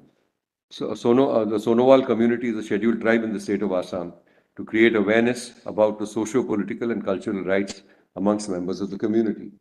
The writ petitioners are various. There are, you also have seen, registered and unregistered societies who have been demanding the determination and deportation of all migrants in the state of Assam who have illegally entered from the erstwhile East Pakistan after the year 1951. The writ petitioners strongly believe that the culture and identity of various ethnic communities in Assam is at threat from the rapid demographic change caused by the continuous and unabated illegal migration from erstwhile East Pakistan and now Bangladesh ever since India's independence. The writ petitioners have at various times raised its concerns through various democratic and peaceful means, creating political awareness and holding various seminars, protest marches, political debates, and regularly interacting with the administrative officers and political leaders. The writ petitioners reserve its right to furnish other details, etc. Now, this was the petitioners. Respondents, I'm going to skip. Now, please go to paragraph 16, actually, para 16 on page 3006. I wish to just read para 16 through till 20. The writ petitioners seek to highlight the state of Assam has already witnessed several ethnic clashes and violence, the scale of which are unparalleled in our history in terms of the loss of human lives and destruction of properties that is left. These ethnic clashes have occurred due to the continuous conflicts and tensions between the indigenous and tribal citizens of the state of Assam and the migrants and refugees from Bangladesh who have migrated to the state of Assam since India's independence and have found shelter in the state of Assam due to various factors, including vote bank politics of the political parties in the state of Assam. It is apposite here to refer to the Nelly massacre and the Bodoland riots of 2012. The Nelly massacre took place in Assam during a 6-hour period in the morning of 18 February 1983 by the Lalung tribes people. The massacre claimed lives of 2,191 people, though the unofficial war too. In July 2012, riots in the Bodoland territorial autonomous districts consisting of Buxa, Chirang, Kokrajhar and Udalgiri districts and neighboring Dhubri district of Assam have claimed about 90 lives on 31st August 2012 and displaced over 400,000 people. This internal displacement has been variedly described as the largest one since India's partition. A violent demonstration was held at Azad Maidan at Mumbai on 11th August 2012 to protest against the attacks on Muslims in Myanmar and Assam, both unrelated.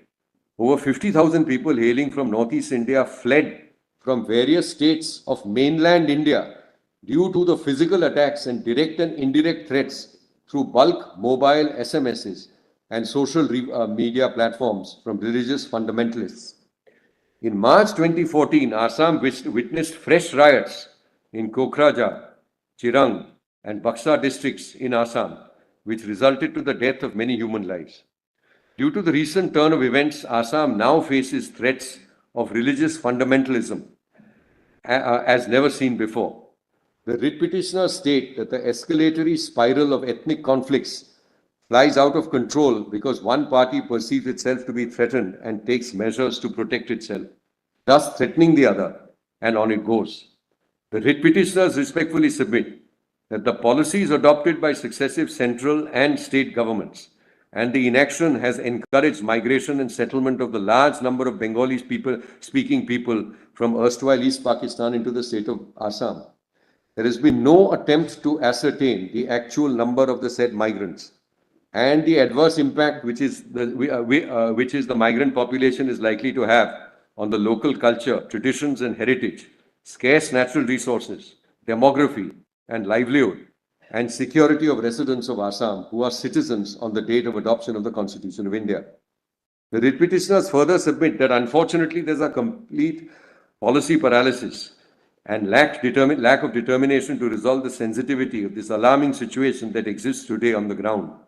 There's no clear policy of the government till date and regards to the settlement of the vast migrant and refugee population of Bangladesh who have illegally occupied the lands of acquired property rights in the state of Assam prior to the coming into the force of the impugned provisions of law, that is Section 6A.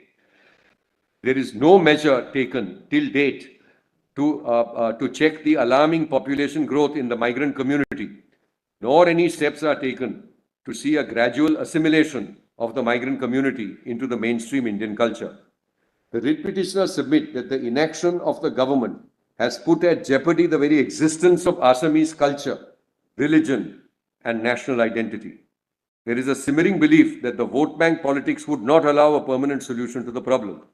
The tribal population of Assam is increasingly feeling more alienated as vested groups have given the ethnic clashes the color of an anti-Muslim propaganda, which is actually an ethnic and economic conflict.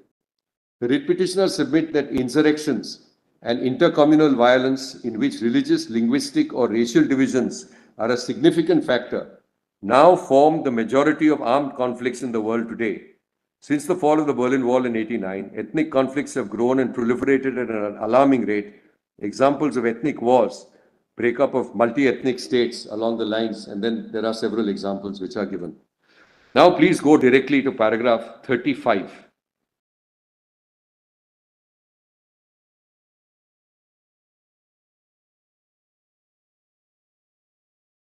Now these are the, sorry, I should have given the page. It is 3022, internal page 33.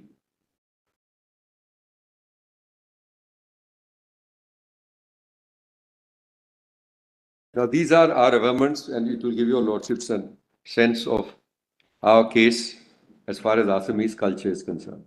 Para 35. The Assamese culture has developed due to cultural assimilation of different ethno-cultural groups under various politico-economic systems in different periods of history. The term Assamese is often used to refer to those who are citizens of Assam. The Constitution of India has defined who shall be a citizen of India, and therefore the reference point for determining the Assamese culture for recognition as a constitutional right has to be the date of adoption of the Constitution of India. It is relevant here to briefly delve into the history of Assam.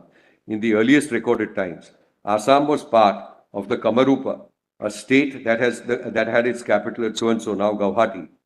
King Narakasura and his son Agadatta were famous rulers, and during the Mahabharat period, approximately so-and-so, a Chinese traveler so-and-so left a vivid account of the country and its period. Assam was ruled by various dynasties, and those are named, and there was constant warfare amongst the princes until the coming of the Ahom people in the 13th century. Ahom ruled much of Assam from the 13th century until the establishment of British rule in 1838. Their power in Assam reached its peak during the reign of King Rudra Singh. The Ahom dynasty managed to keep the kingdom independent from the Mughal, though the Mughal attacked Assam 17 times. Ahoms, in fact, scored a decisive victory against the Mughal army in 1671. Due to the patronage provided to Hinduism by later-day Ahom kings, many tribes dotting the complex ethnic landscape of Assam were subsumed into the larger Hindu framework, which concomitantly and comfortably coexisted with an emerging Assamia identity. The Burmese invaded Assam 3 times between 1817 and 1819, politically weakening the Ahom rulers of Assam. This set the stage for a British campaign against the Burmese, whom they defeated, leading to the Treaty of Yandabu in 1825. By 1839, the Assam was completely annexed by the British, who included it in a part of the Bengal presidency. The colonial government then established its monopoly over tea. In 1874, Assam was separated from the Bengal presidency, and with Sylhet, it became the Chief Commissioner's province with its capital at Shillong. The British tea planters imported labor from central India, mostly from Orissa, Jharkhand, Bengal, and Bihar, adding to the demographic canvas. The inception of the Assam province came into being after the partition of Bengal in 1905 to 1911. At first, it was carved as a newly joined province of Assam, and East Bengal headed under Lieutenant Governorship, but later in 1911, the East Bengal was reunited with Bengal, and the new province of East Bengal became, became Assam, Bengal, Bihar, and Orissa. 1905, again, the demographic invasion from East Bengal had started for cheap labor, encouraged by the colonial government. It is recorded that between 1905 till 1947, there was an unabated migration of population from East Bengal, continued to sparsely populated fertile lands of Assam. The 1951 census estimated the number of migrants from East Bengal at around 1.5 million, between 1/10 to 1/6 of the total population of the state. These immigrants and their descendants are neither illegal nor Bangladeshi. It's worthwhile to mention here that in 1532, so-and-so invaded Assam with an army and was defeated by the king of the Ahoms. Those taken prisoners were settled in the region and married Assamese women, losing all their culture, Islamic culture, within a few generations and adopting local customs. In the 1630s, the Muslim saint Shah Milan, also known as Azan Fakir, opened the way for Islamic missionaries by winning the patronage of the Ahom rulers. Between 1910 and 1931, thousands of Bengali Muslim peasants from eastern Bengal, now Bangladesh, came and settled in the state of Assam. Their descendants today have adopted to the Assamese language and identify themselves as Assamese. The Assamese Muslims are well integrated with the rest of the Assamese society.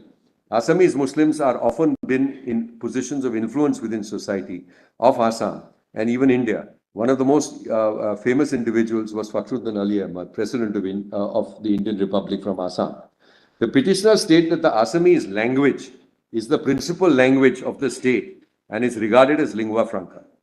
The population of Assam largely comprised of numerous Assam tribes with their varied customs, languages, tradition, culture, dresses, and exotic way of life. Some of the prominent tribes of Assam are Bodo, Singpo, Santhal, Dimasa people, Karbi, Khamti, Khamyang, Mishing, Nishi, Pake, and Rabha.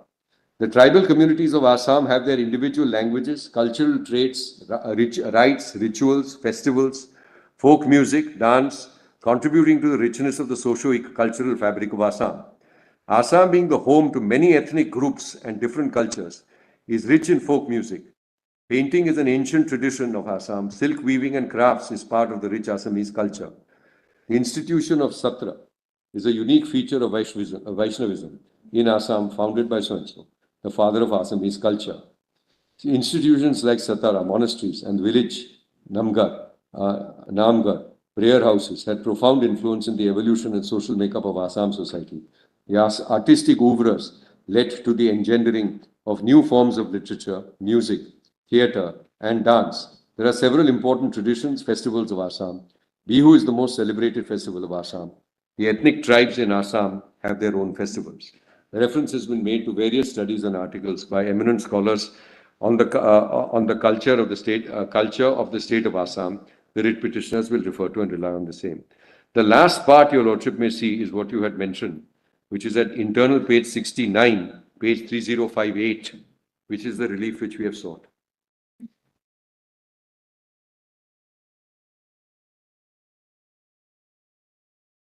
So our primary prayer is a declaration that Section 6A of the Citizenship Act as unconstitutional, being violative of 14, 21 and 29. The second prayer is to declare Rule 4A of the 2003 rules, as well as a notification dated 5th December 2013, issued under by respondent number 2, the Registrar General of Citizenship, as ultra vires 6A. So, assuming 6A is valid, these rules, as you will see when we show you the cutoff date, goes beyond even 6A. Now, please see 3. In the alternative to prayers 1 and 2, issue a writ of mandamus or any other alternative writ or order or direction to the Union of India to forthwith frame a policy in consultation with respondents 6 to 50, which is the states and the union territories, for settlement and rehabilitation across all the states of and the union territories of India proportionally, all persons of Indian origin who came to Assam after 26 January 1951 from the specified territory as defined under Section 6A of the Citizenship Act, and further direct that the said policy shall be implemented directly under the supervision and control of this Honorable Court. And then there are various directions with regard to which we have requested regarding complete fencing of the border, steps for process of identification, detection, and deportation of foreigners in the state of Assam in accordance with the provisions of the Foreigners Act 1946, and to constitute more tribunals, issue a writ of mandamus, state of Assam to immediately take steps to remove encroachers from the protected tribal lands created under the Assam Land and Revenue Regulations as amended in 1947, and a mandamus or any other alternative writ, set up an independent committee to suggest measures with regard to these encroached lands as well as national forests, etc. So this then is the frame of our writ petition. Now I want to just supplement our the portions which I have already read from Justice Nariman's judgment and the reference order on the magnitude of the problem, with certain independent material that we have placed before you and which is now on the record. So to that end, may I request you to go, there is the Brahma Committee, and that notification of the Brahma Committee, your lordships will find in volume 4. Yeah, just a minute.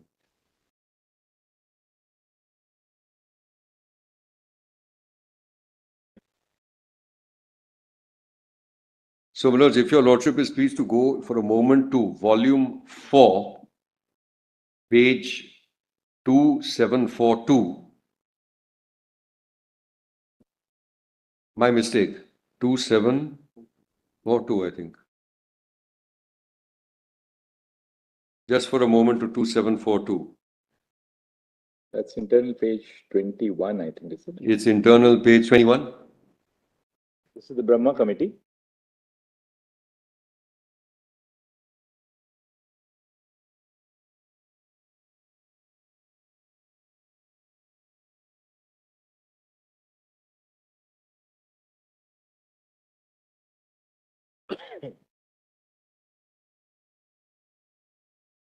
Your lordships have that? Sorry. Committee of 2017. That's right. 6 February 17? 30th December 17 looks like. Oops. And this is actually Dr. Rohini Kumar Barua, Yes. Anil Kumar Bhattacharya, Ajay Kumar Datta, Ramesh Barpatra Gohen. Your lordship has that? It's Yes. 6 February 17 or? 30th December. 17. No, sorry, which is your lordship on page 2742? Yes, but it begins at page 2722. Yes, so I'll come to that, but that's the report. You're absolutely right. Yeah. That is the report. I'm taking you to the notification which set up this committee first. But that is not 2742. 2742 is internal page 21, I think. Correct, 21. At the foot of the page. Where does the notification begin actually? 1.17, your lordship has para 1.17? Yes. So just below that.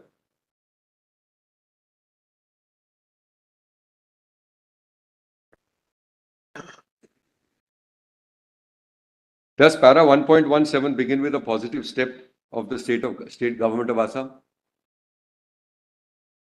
That's correct. Chief Justice, Yes. your lordship has that. Yes. Correct? So then if I may just invite attention just a few lines below that. This was constituted by the government of Assam. That's correct. I thought I'll just point that out. 6 February 2017, orders of the government of Assam.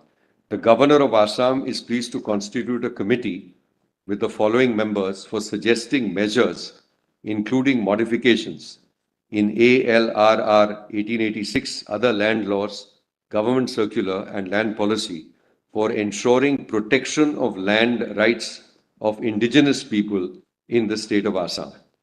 And your lordships will notice that it's under the chairmanship of Shri Hari Shankar Brahma, IAS, former Chief Election Commissioner. And then, as your lordship correctly said, the members include Rohini Barua, etc. So this is the notification establishing it. We need to go to the subsequent notification. Now please go to that same report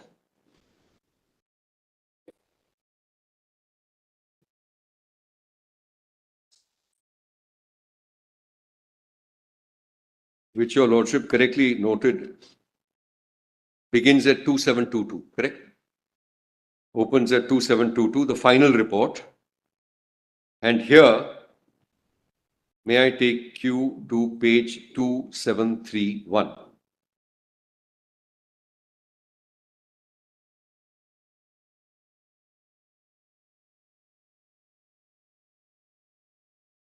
Your lordship said para 1.5. Part of the report. 1.5. 1.5. Observations of SHRI. Correct. So I'll just read that.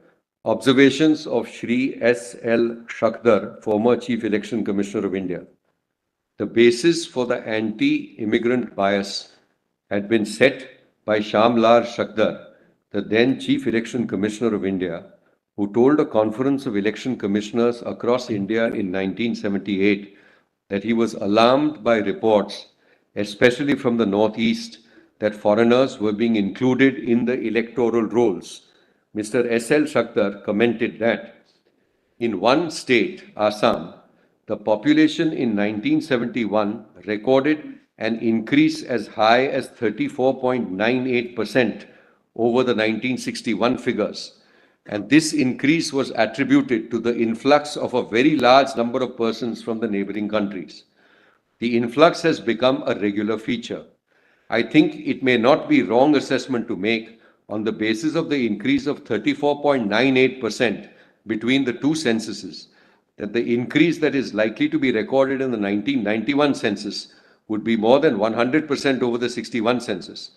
In other words, a stage would be reached when the state would have to reckon with the foreign nationals who may probably constitute a sizable percentage, if not a majority of the population of the state. So this was the Chief Election Commissioner who had made this observation.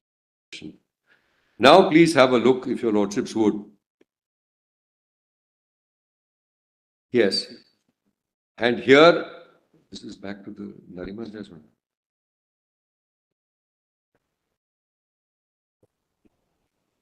Yeah.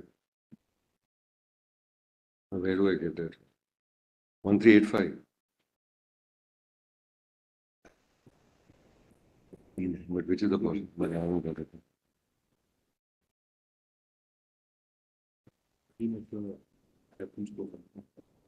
That I have. That we've read, no? Yeah, but you wanted to read this part also. I have got it from that side.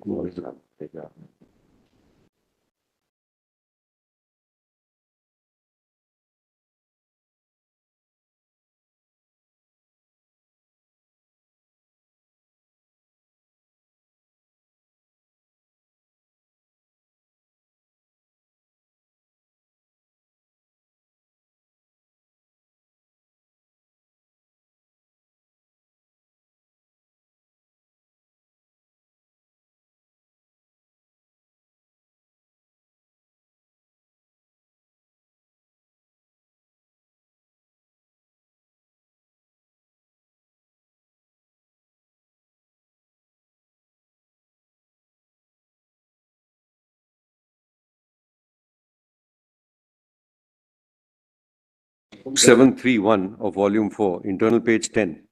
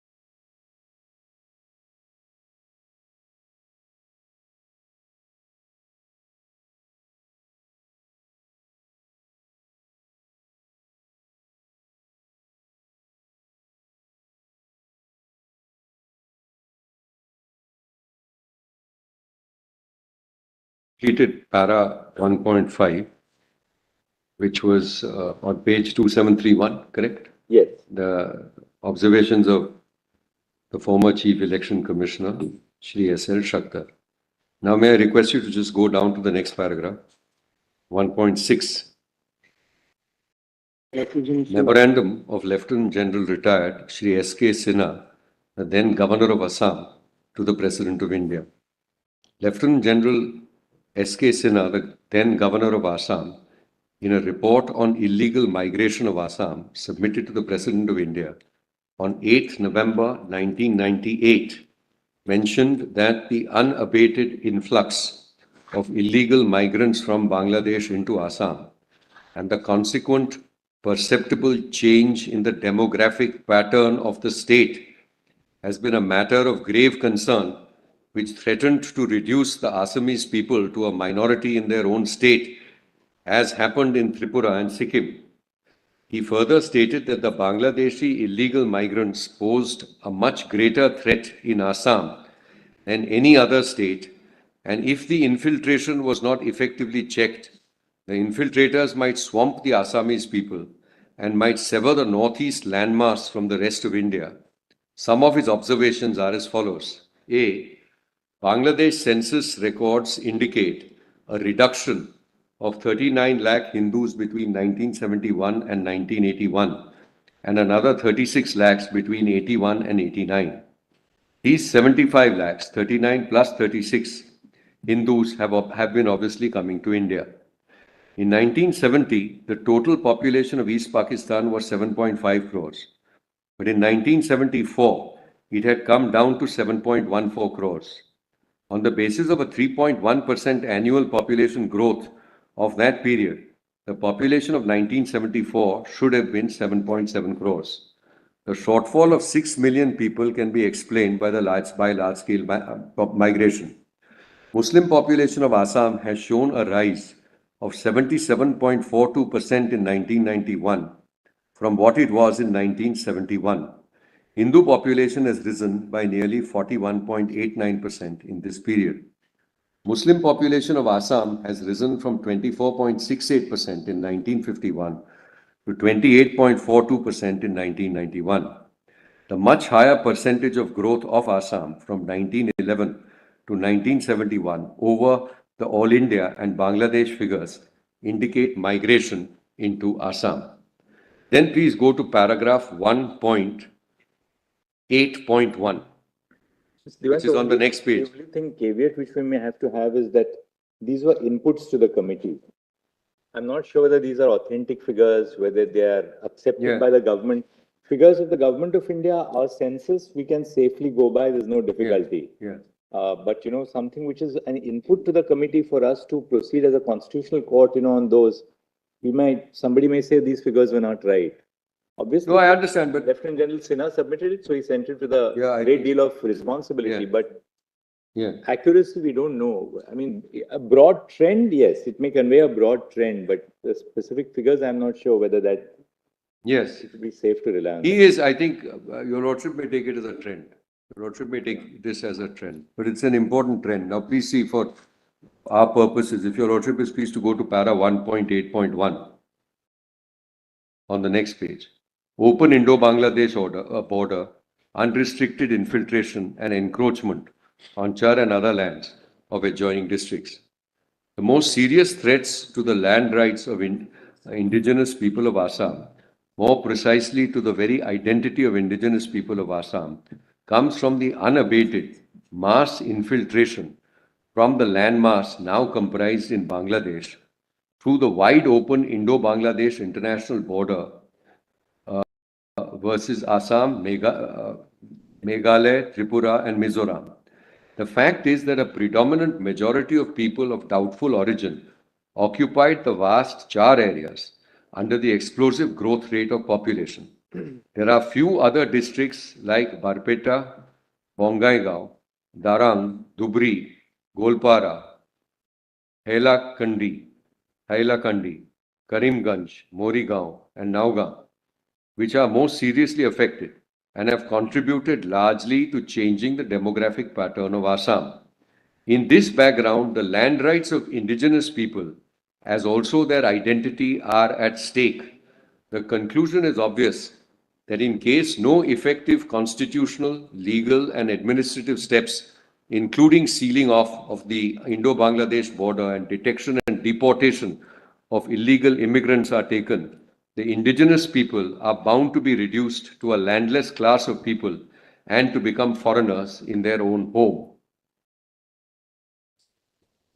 Then please see para 1.9, graphic depiction of the decadal population growth of Assam in India. It will be seen from the table given below that the population growth rates of Assam have consistently been higher than those in India as a whole since 1901 up to 2011. Further, the index of density of population of Assam has been consistently higher than that of India since 1971 up to 2011, except that of 1981, which was at a level of 230:230, as this figure was not based on decadal census but was only interpolated. What must be remembered is that the relatively lower population density of Assam prior to 1971 compared to India had later not only caught up with but excelled those of the Indian average density. The higher density of Assam's population can be attributed to the higher growth rate of the Muslim population, particularly in the immigrant-dominated districts. Tables 1, 2, and 3 below respectively show the population trends in Assam and India, religion-wise, population growth as per the census report of 2011, and the districts with religion-wise majority of population. So there are further inputs on the basis of the census figures which are available. And if your lordships would now move further down to 1.14. How many districts does the state have? How many districts in the state? Present 34. 34. Present. 34.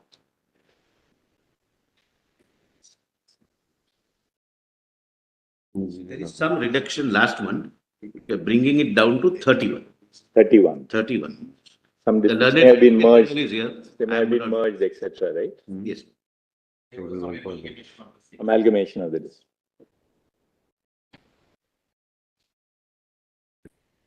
One point one. Yeah. 1901, some is less than 8%.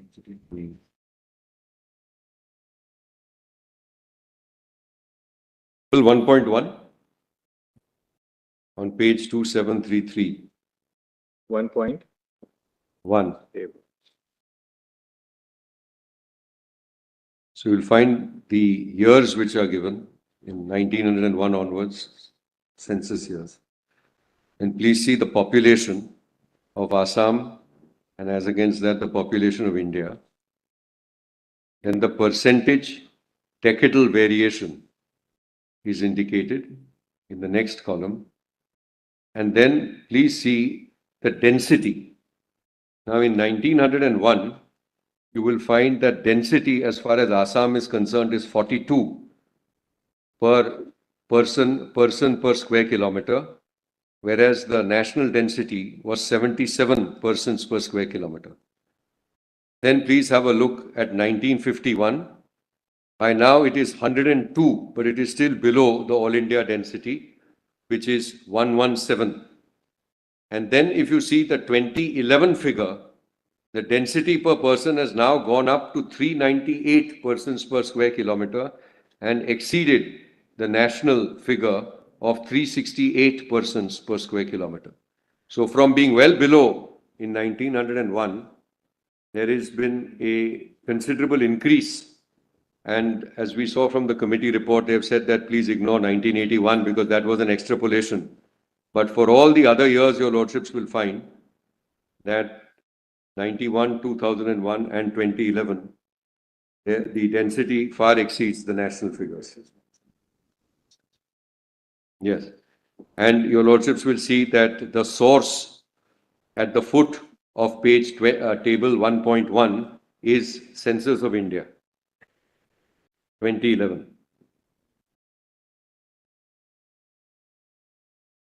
Your Lordship may just see the foot of, sorry, not foot, but page 2733, just below foot of table 1.1. The source for those figures is indicated as being the Census of India, 2011.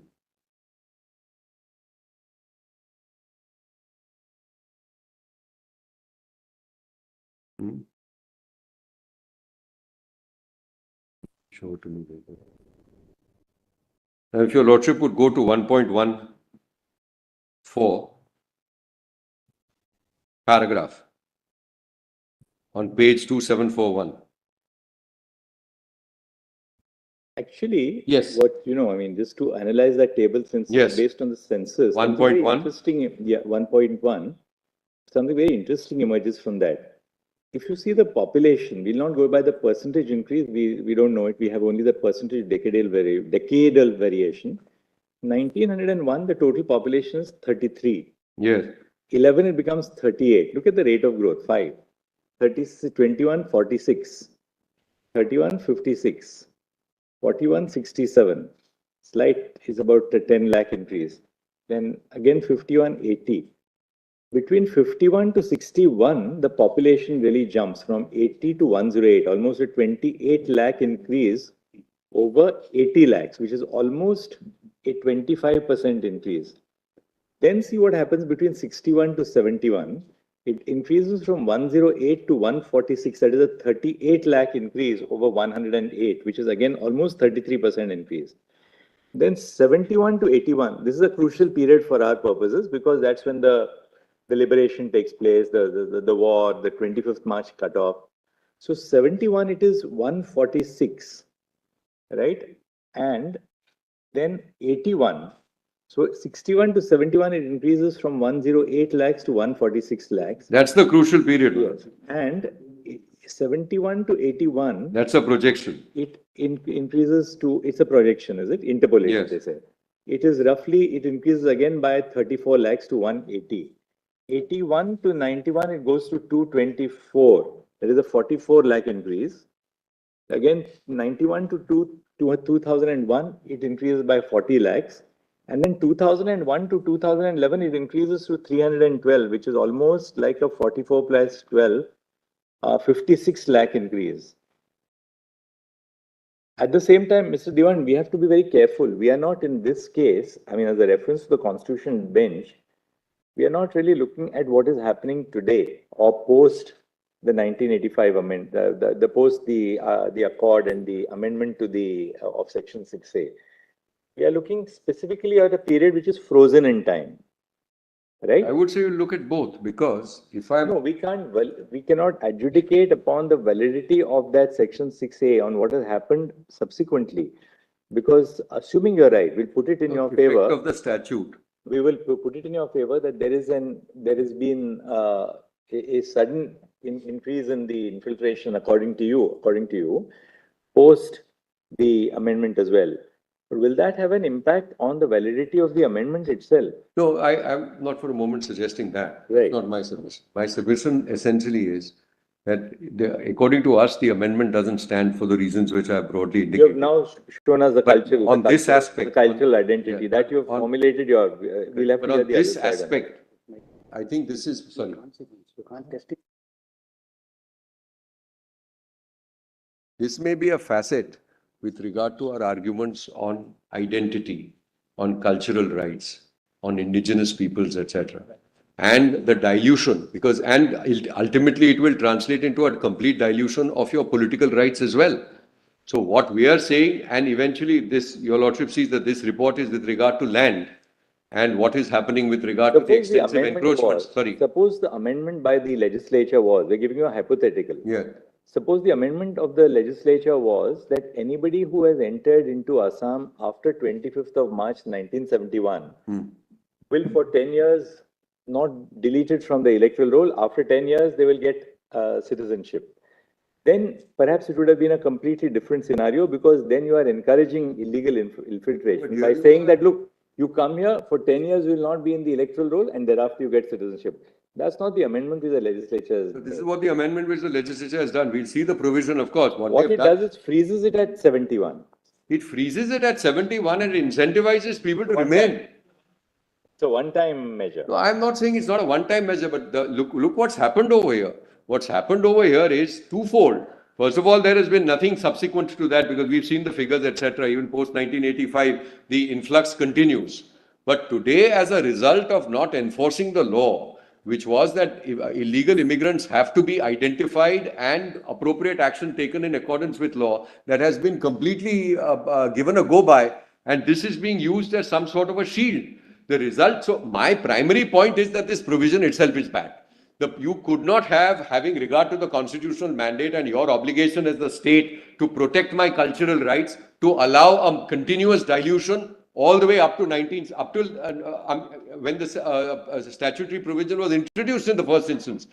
And because that itself resulted in a tremendous dilution, and then it has a multiplier effect, because by recognizing these people, one, by not taking any action which you are required and obliged to do, because they are completely in default as noticed by this court in the reference order judgment itself, what is left of my cultural rights? What's left of my land? What's left of my economic rights? And you're issuing electoral cards over here and giving people a right to vote. So how is that to be countenanced? I mean, this is the essence of this kind of demographic invasion. And therefore we say that, look, if you're so welcoming, please don't burden the state of Assam. You have so many border states. Where's the question of having a special regime only for Assam? Then you have this regime for everybody. You may have some historical justification for the accord. Well and good. But I'm sorry. According to you, Yeah. consequence does matter. Yes, it does matter. Effect of the order, effect of the law. On two broader grounds. One is, according to you, it will facilitate the another set of illegal migrants to come, number one. Yeah. Number two, the consequence is that, that group becomes larger. Yeah. It affects. Yes. So to that extent, you say Yeah. that consequence will have to be written to the statute. And future generations. You see, it's very, if you absent a machinery, let's just keep suspend the submission with regard to that this datum line is bad. Keep that aside. The moment you have a situation where you are recognizing a particular set of people and conferring upon them citizenship automatically, which according to us ought not to be done. What happens as far as the next generation is concerned? So you are actually cementing something which has happened in a illegal manner. So one more thing which we'll have to bear in mind, Yes. Mr. Diwan, is that if the legislature, if the parliament were to merely grant amnesty to a group of illegal immigrants, that Yeah. would be a very different situation. It would be a different. It would be a very different situation. But we can't deny the fact that 6A Yeah. was enacted at a point of time which Yeah. is deeply connected to our history, namely Right. that India had a very vital role, if I may use that expression, in the creation of Bangladesh, because we were part of the war as much as Bangladesh was. We were. The immigration which took place, Parliament seems to have proceeded on the basis that the immigration which took place cannot be regarded purely on the footing of an illegal immigration, but it was something which was really a humanitarian aspect of what the atrocities which were being committed on the population in then East Pakistan, which is why India intervened. The war took place, there was a liberation, Bangladesh was created. Correct. And therefore, this was not just looked at by Parliament from the perspective of an illegal immigration, but something which is deeply interwoven in our own history of conflict and the liberation of Bangladesh. So it seems to have been on that ground. Therefore, we are But not that saying argument, that submission of your lordship falls completely in my favor, and I'm obliged for this observation, because when we examine the cutoff dates, as far as people who have come after the atrocities, as far as Bangladesh is concerned, this extends no protection to them at all. At all. That's why, sorry. Undoubtedly, therefore, there are two parts of your petition. Yes, that's correct. One is section 6A, Yeah. and the second, as Brother Surya Khan, Brother Sundaresh also said, Yeah. is the failure to implement the law post the 6A. Yes. That's a separate issue. But what has been referred to the Constitution bench is the first, namely the validity of 6A. See? No, but of course, the validity of 6A, but assuming 6A is valid, and it's been held to be reasonable, etc., and it survives the constitution. Yes, I'm sorry. Your first challenge is that, 6A itself as a whole should go. Yeah, that's my primary challenge. Chief is trying to tell you is that, could it be compartmentalized in a particular way? Could that be, is it your case? Yeah. Let us assume that we uphold 6A. Yeah. What extent the rights can be conferred? Yes. It can be now, can it be, that's why the question has put to you. Yeah. Whether that can be taken as a citizen per se, giving all rights Right. to them, much to the detriment of others, or it could be a curtail right. Just think aloud, just what I want to say. We'll come back.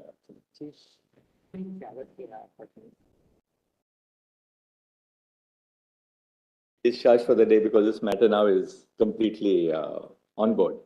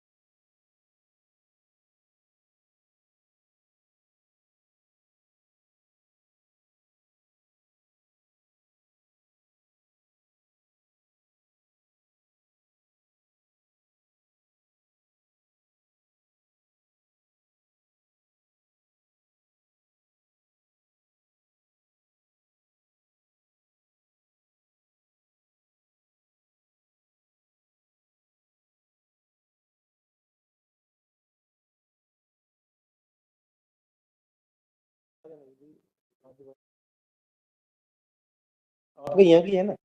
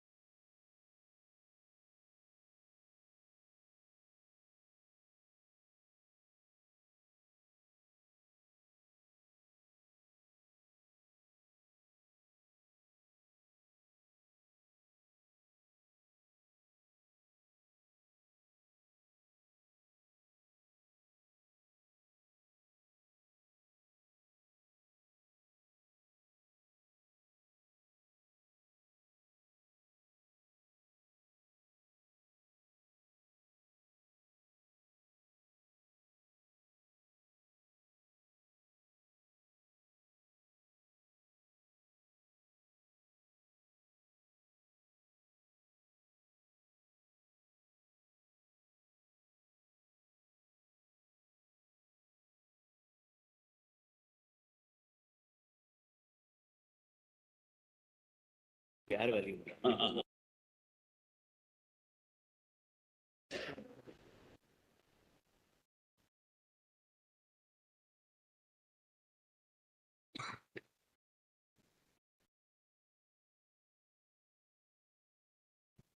Yes, Mr. Dilan.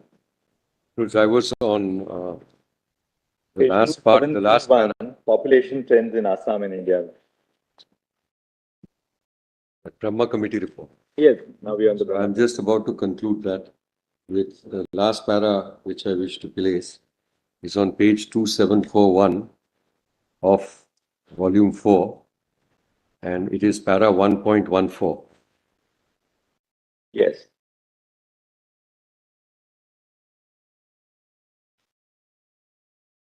What is the date of the Brahma Committee report? 2017, right? December 20. 30th 30th December December. 17.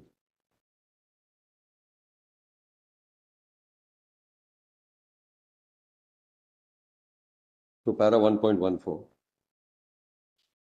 Protection of indigenous people's land rights is linked to solution of the foreigners' issue of Assam, implementation of the Assam Accord 85.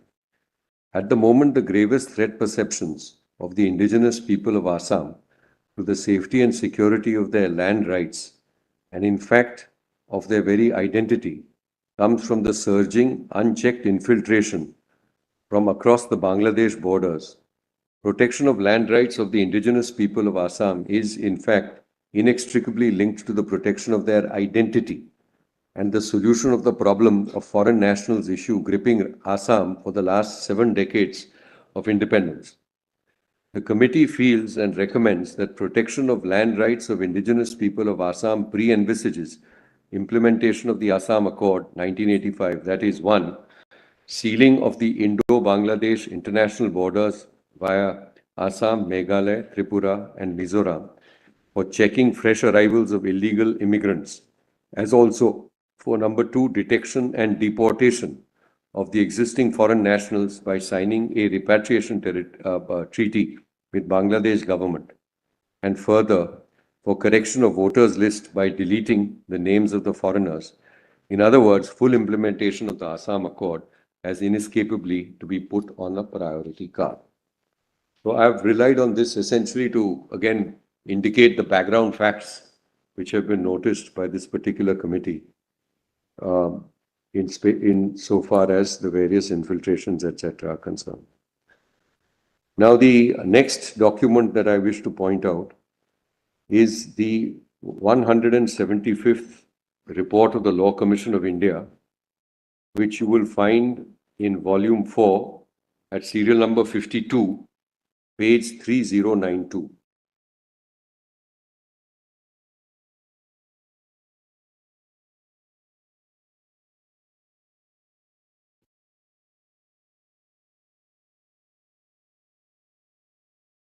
Yeah.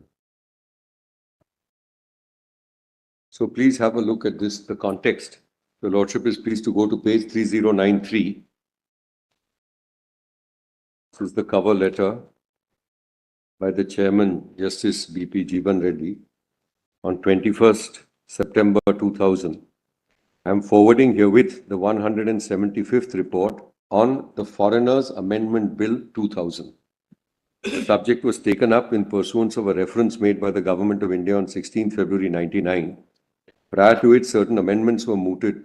Foreigners Amendment Bill 1998, introduced by the Rajya Sabha by Home Minister SHRI L.K. Advani. The Parliamentary Standing Committee on Home Affairs felt that the government should undertake an in-depth study regarding the efficacy of the proposed amendment in checking infiltration of foreigners from across borders. The committee favored a holistic approach in dealing with the acute problem of infiltration. Various suggestions were made before it and included inter alia the desirability of summary trials, setting up of special courts, making grant of bail more difficult, etc. The matter was referred to the Law Commission. The Commission has considered the relevant material, including the reports and views of the states and union territories regarding their experience in the implementation of the provisions of the Foreigners Act 1946 and other cognate statutory enactments. While dealing with the issue, the Commission had to choose between two options which were available. The first was to recommend a comprehensive act repealing the existing legislations and rules and orders, etc. The second option was to recommend amendments to the existing legislative framework. Instead of codifying the entire law concerning the foreigners, the Commission chose the second option of recommending incorporation of new provisions in the Foreigners Act so that it may make it more effective enough to meet the main problem confronted by the country today, namely illegal migration without interfering with the existing legal framework.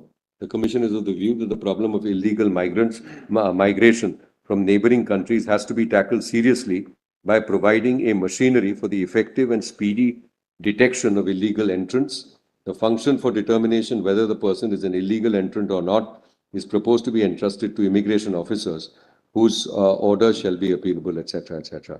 Now here, my lords, the point which we are emphasizing, and here your lordship may go straight away to paragraph 3.2, which you will find at page 3100. Since the liberation of erstwhile East Pakistan, the influx, 2.1. May I just take your lordships back to paragraph 2.2 for a moment? Where is that? Okay. 2.2 on page 3097. The problem has attained gigantic proportion, as is evident from an estimated population of about 18 million foreigners living unauthorizedly in India. This has aggravated the employment situation and has distorted the electoral rolls in some states. The undesirable activities of foreigners, including smuggling of narcotic drugs, spreading terrorism and other such activities. It is therefore of utmost importance to devise foolproof administrative measures such as border fencing, modernized electronic surveillance system, as well as effective legislation to deal with the menace. The present study is aimed at examining the existing legislation and suggesting appropriate revision to deal with the issue more effectively.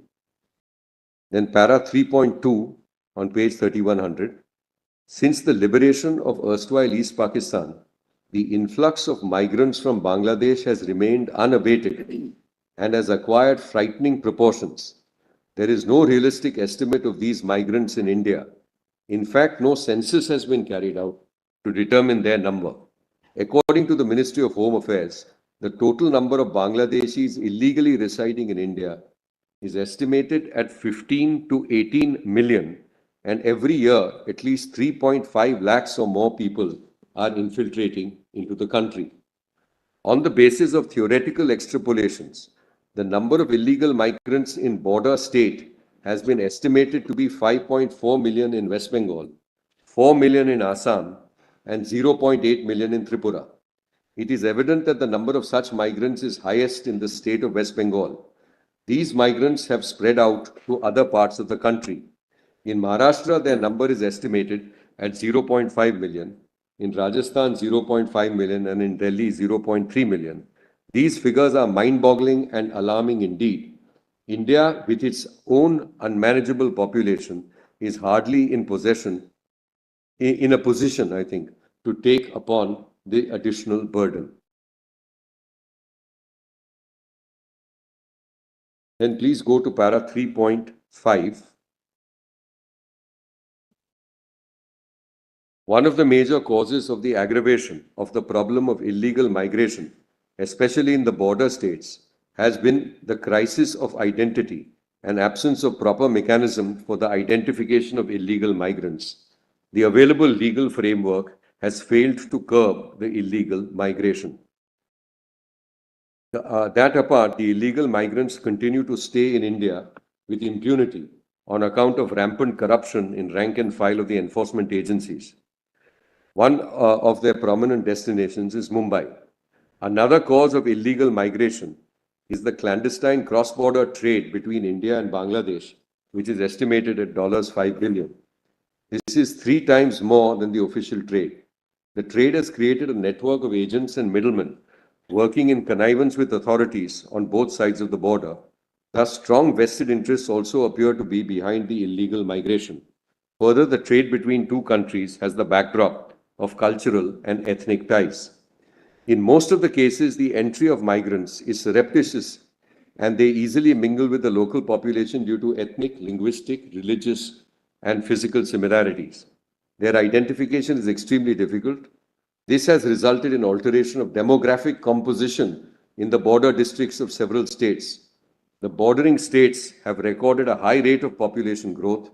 It has been reported that in case of Assam, there is a higher percentage of rate of population growth in comparison to the national average. There is evidence that many of the illegal migrants have acquired ration cards, obtained various jobs, and got enlisted in electoral roles by suppressing their identities with the help of local touts, unscrupulous officials, and politicians. Impact of illegal migration. The illegal migration has strained the country's economy generally and especially of the border states. The illegal influx has assumed dangerous dimensions, affecting the security of the nation as a whole and especially of the northeastern region because of its proximity with Bangladesh. There are reports of large-scale clandestine movement and smuggling of all kinds of articles by such migrants. Local inhabitants of these bordering areas are under constant fear of losing their identity as they have been reduced to a minority in their own state. This has given rise to various movements and violent agitations, especially in the northeastern areas. The problem has economic implications for the local people and security implications for the country as a whole.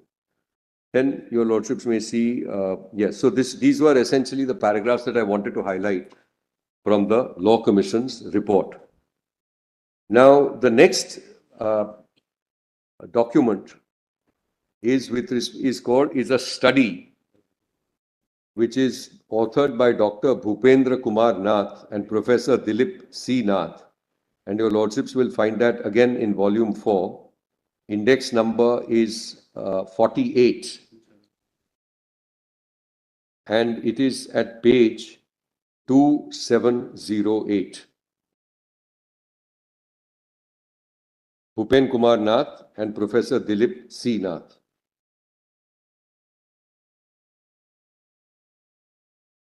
So this is from the International Journal of Scientific and Research Publications, Volume 2. The citation is at the top.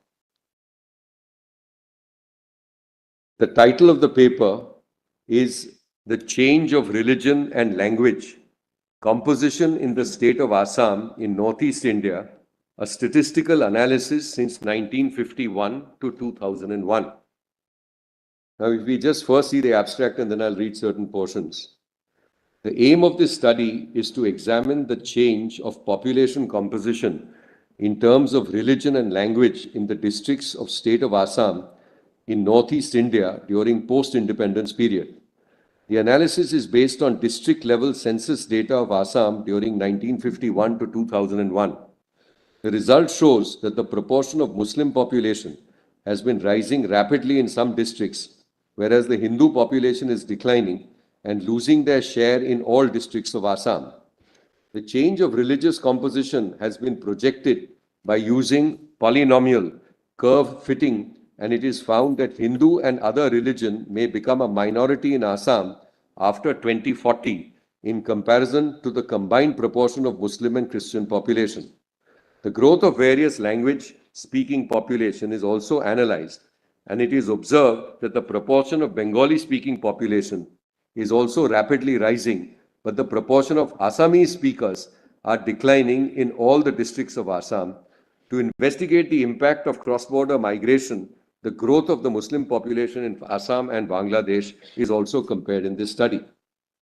Then, Manoj, I'm reading a few paragraphs. Initially, the introduction. Religion is one of the most basic socio-cultural characteristics of a society.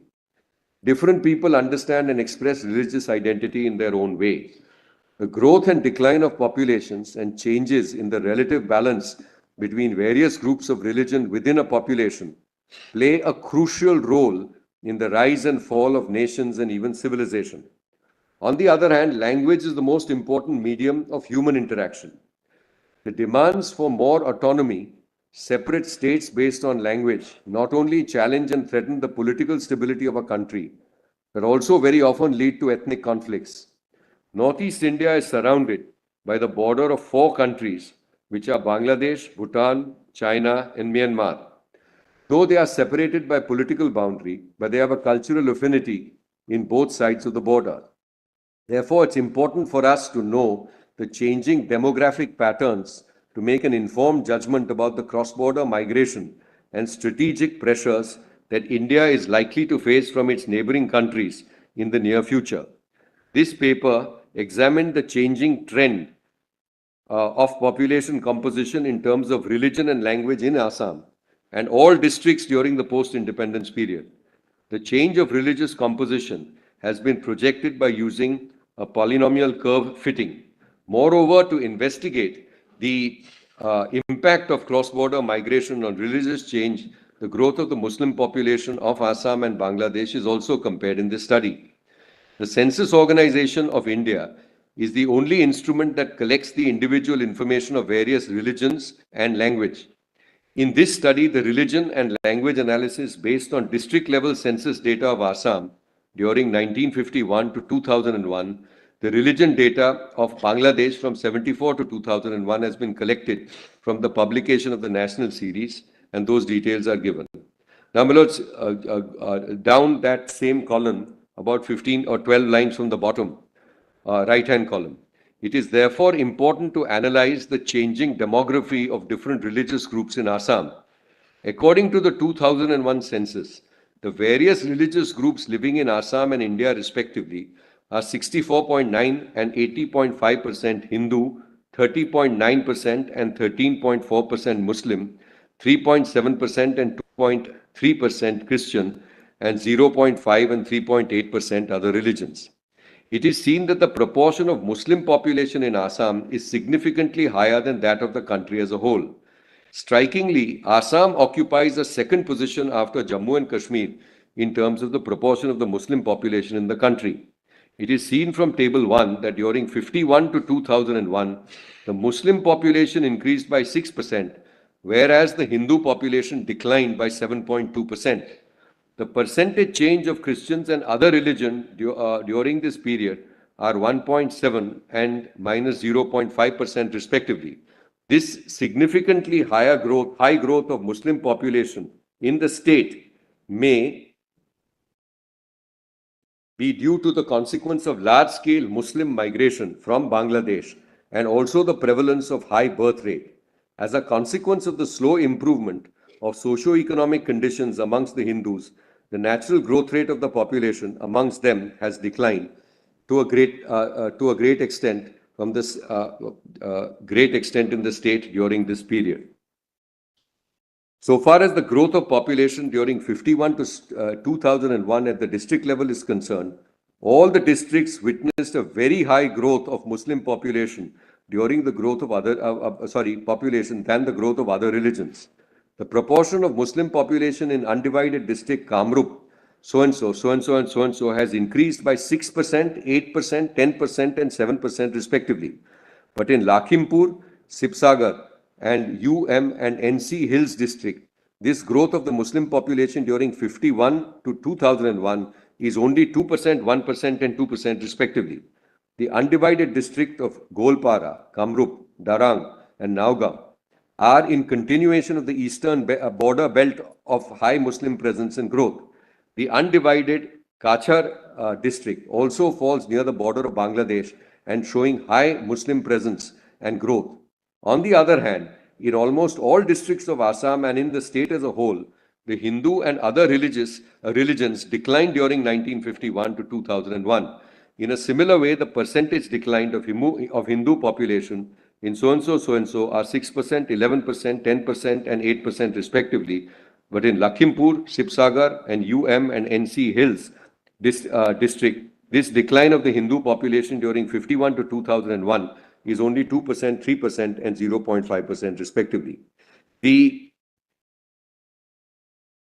percentage increase in the Christian population from 51 to 2001 in all the districts are 1 to 2% only, except undivided so-and-so hill, which is 9.1%. A major reason behind the growth of the Christian population in Assam is the intense movement of conversion towards Christianity. The high growth of the Christian population in Assam is mainly due to conversion of scheduled caste and scheduled tribes to Christianity.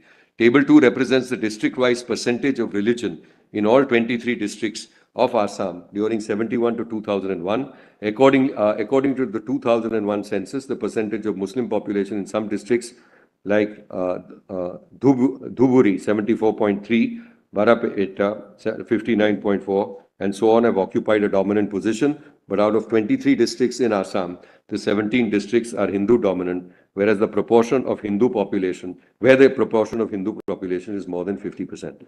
Then, Manoj, I'm going to skip. And please go to page 2711. Mr. Diwan. Just the right hand side. Yes, sir. This data in this article, the instructive, it covers the entirety of the period. It covers the period which is prior to the Section 6A operation. You're right. Which is prior to 1966. It covers 66 to 71. And it covers 71 and thereafter, almost till 2011. Now, we are on the constitutional validity. Yes. We will have to see whether the impact of Section 6A was such that between 1966 and 1971, the operation of 6A, to test your argument, led to a radical change in the demographics of the state so as to affect the cultural identity of the state of Assam, because that's the core of the argument. Now, post 71, this article seems to suggest that the increase in the rapid increase in the numbers of a particular community is suggestive of increasing infiltration. Yeah. That has to be dealt with, of course, by a very strict enforcement of the law.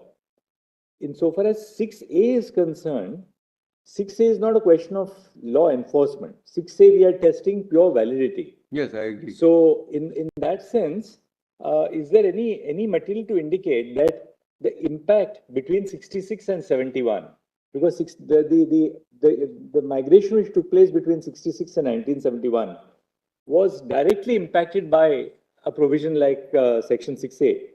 Incidentally, 6A comes on only post 85, post Assam Accord. That's not really how So it's worked somebody out. who was coming in between 66 to 71 had no aspiration or expectation that they're going to be granted citizenship. They came in. Now, where is there any material to indicate that this was really affected by 6A? I would just suggest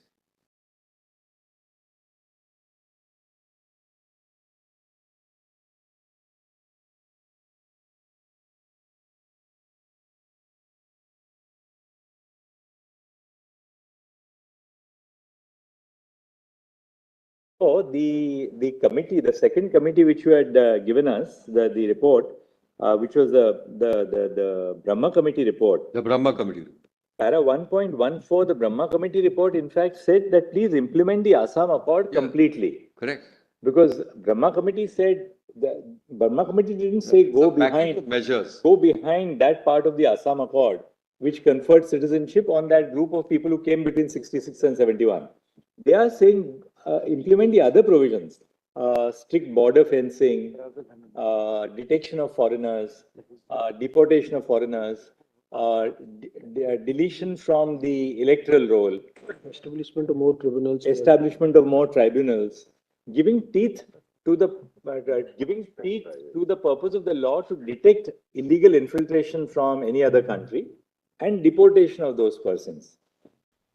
That is what Brahma Committee. Brahma Committee also doesn't say that go back on the Assam Accord. That was not really the. But I'm not arguing that, Manoj. It's a political settlement. If someone has a political settlement, Right. good luck to them, and let's hope that But things the get settled. statute- But Statute has only implemented the political settlement. yes, but it must, the statute, the political settlement gives no immunity to the statute. The statute Absolutely must not. follow the test of the constitution. If it is constitutional, your lordships will uphold it. But If then- it is unconstitutional, equally the court will strike it down. But And of course, sorry. But to test your argument, there is no material before us to indicate Yeah. that the impact of granting certain benefits to citizens who came in between 66 and 71 was so great that the demographics or the cultural identity of the state was affected by that, the inflow in those 5 years. First, there is material, because all of this is that material. But I am on another point. Post 71, you did not labor because there, in fact, that's your petition, which will, of course, that's the subject matter of the petition, which will be dealt with by the regular bench.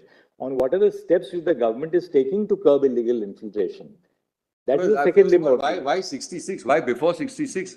What you find from these statistics is that there is a huge number of people who are coming even prior to 1966. Now, the question I ask myself, because your lordship is obviously ahead of the curve, but I am asking myself, why should Assam suffer in this manner? Do you have this for West Bengal? Do you have it for any of the other border states? What is this type of provision which you say that in Assam, if you are there and if you come and infiltrate through Assam, you settle down and you remain over there? I mean, I can understand the uniform law which you have. So keep this political settlement alive. That, of course, everyone must be encouraged to settle their disputes. And if you can have a mediated settlement, nothing like it. But eventually, if you are engrafting a law, then the law has to be first and foremost across the country applicable. Number one, across the country for all states. Number two, surely if the border states form a separate class, then it must apply to all border states. Here what you are doing, and which I am going to show your lordships the effect and impact is, you are encouraging people to stay on in Assam, remain there for a period of 10 years. And why Assam? Why 66 for Assam? Why not for other parts of the country?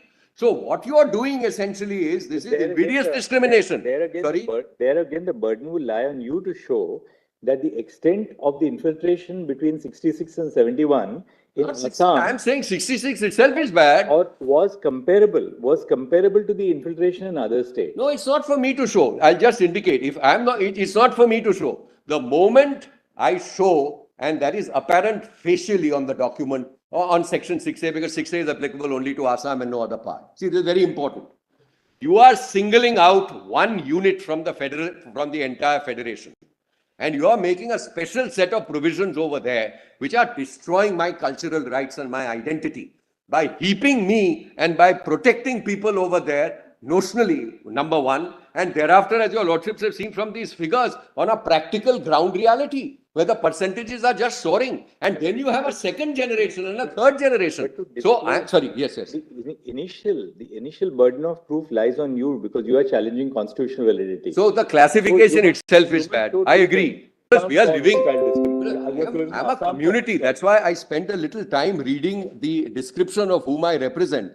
I represent a large number of communities which have been living in Assam and who are enjoying culture and want to develop and continue to enjoy their culture. Because now, sorry. When we deal with any matter challenging the constitutional validity of a statute, we begin with a presumption of constitutionality. I think that's very fair. well settled. That's fair. That we also give Parliament the latitude to recognize degrees of evil. Evil in a sense, I'm using it not in a pejorative sense. Right. Parliament can identify the degrees of wrongdoing, the degrees of evil, the degrees of the problem which it wants to. You're right. Parliament does not have to legislate with respect to everything to legislate with respect to something.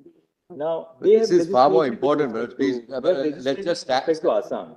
You can certainly. Well, we are not dealing over here with some classification under a taxing statute or something. We are dealing with citizenship. We are dealing with political rights. We are dealing with issues of tremendous importance, not only for the current generation, but for future generations. Doubtedly, yeah. And therefore, I believe that there will have to be a very strong justification, which is furnished by the state, by the government, in support of this particular stand. It's not enough to say that, look, I had an Assam Accord, a political settlement, and therefore I have enacted a law. It's not enough to say that. Of course, you had a political. That's a historical fact. We are not countering or disputing that basis. But thereafter, when you make a law, the law has to be, in our respectful submission and understanding, even-handed. And it has to be even-handed. It cannot oppress a certain community or set of communities in the state so as to obliterate their culture. Whereas you ignore it, as your lordship correctly said, that of course the parliament may do things in grades, etc. But the effect, when we go into this and when you see this, what's happening over here? You are having your entire demography which is changing along the border states over there. That's number one. That has an economic impact. It has a political impact. It has a social impact. And this is enormous. This is not something which is happening just. And this statutory provision is encouraging. So keep aside everything which is, I am first challenging 66 itself. Where is the question of suddenly sort of waving a wand and says everyone before 1966 is fine without any scrutiny at all? Then, yes. So, yes, my learned friend is right. It's not some sort of exemption under a taxing statute or something like that. This is when we look at the preamble. And when you see the value of fraternity, the fraternity is among citizens. Fraternity at some larger quality, a larger level, maybe some global fraternity, etc. But here the constitutional mandate in the preamble is about fraternity among citizens.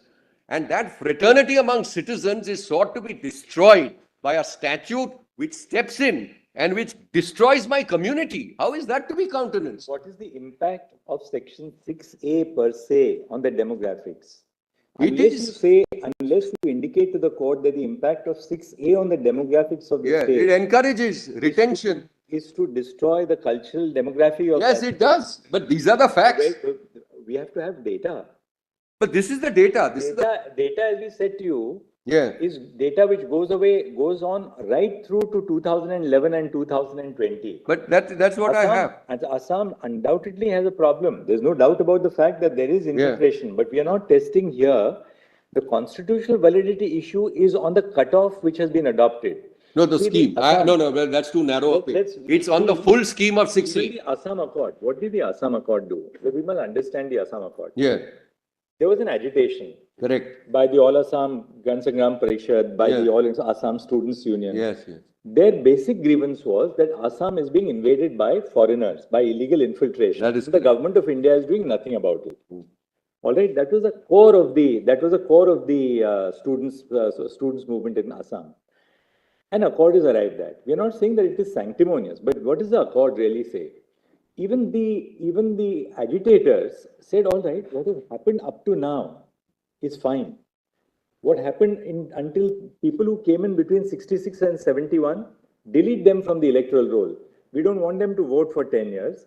After 10 years, they will be restored broadly. This was a scheme, provided they are identified. So that was the bargaining that they agreed to. That's right. So that even the agitators who were agitating at that, and that was not an isolated movement. But we are also agitators. We've mentioned. So what was the agitation? Right. The agitation essentially was curb the infiltration. The political compromise which was struck was this: those who came before 71, 66 to 71, leave them alone. Now they have assimilated in India. 71 onwards, you have to be absolutely ruthless. Don't allow anybody post 71 to. And Mr. Diwan, you are right. We are not saying your petition is wrong. Your petition highlights a very significant problem that post 71, nothing has been done by successive governments to curb the infiltration. There you are right. But that's not what we're trying to do. That's not an issue of constitutional validity. That is about the enforcement of law. No, that's assuming the law is valid. That's my second argument. My first and primary argument is this: could you do that? I've indicated in the morning the broad heads under which we are challenging it, etc., which I will come to. But what this is operating, when we see the working of 6A as it stands, keep the implementation aside. Just 6A as it stands, according to us, there is no justification for this. There may be some, sorry. That by making a provision like 6A, right, you are encouraging illegal people to come in the hope that one day we will be also given amnesty. That you can say that. Up to that, you can really say that, look, by making an argument like 6A, by making a statute like 6A, you're holding out some sort of an expectation for people that this will be extended in the future. But I don't think that has happened. After 86, has any law been enacted by Parliament that 71 is extended to 81? It's not like those slum dwellers, who constantly get an extension of the cutoff date for regularization. No, you see the effect, I'll explain that effect. The effect is absolutely devastating, because what has essentially happened is that there's a notional statutory provision which is there, but the whole situation remains on the ground. That's why we read those portions and the riots, etc., right until the filing of this petition. We have documented what has happened over there. And the violence which is taking place is also because people are finding... You're right. The impact is very severe. I mean, that your data subject to hearing... Yes, and we are going... Yes, we are... Indicates that. We are not, therefore, please don't get it wrong. We are not belittling what has been said in these reports, like the Law Commission, the Brahma Committee report. These are official committees, no doubt about it.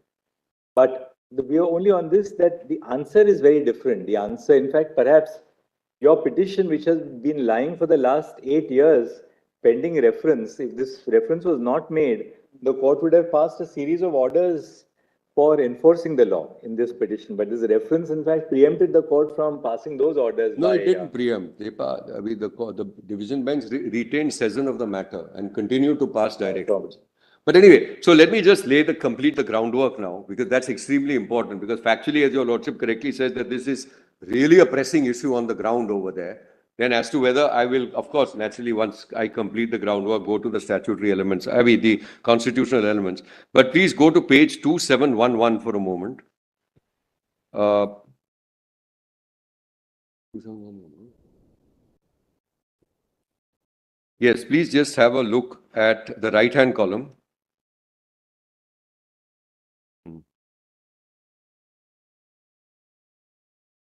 Right-hand column loads about 6 or 7 lines up, from the foot of that table. You will find table 3. It's talking now about languages. So please just see, table 3 represents the details of language groups. Table 4 represents the district-wise percentage of language during 51 to 2001. The area considered undivided 9 districts of Assam in 1951. It is observed from table 4 that the percentage increase in Bengali-speaking population is inordinately high than all the other groups of language. During 51 to 2001, the percentage of Bengali-speaking population has increased by 6% from 21.2% to 27.5%. But during these periods, the proportion of Assamese speaking people in Assam had declined by 9%, from 69.3% to 60.8%. The percentage change of Hindi, Nepali, and other language-speaking people is only 1 to 2%. Then it goes into further details. Now, just please have a look at the next page, which is 2712, right-hand column. Due to the historical links, geographical and physical proximity of migrants of the Northeast India are mainly from Bangladesh. The state of Assam has 262-kilometer border with Bangladesh. Out of the 92 kilometers is riverine.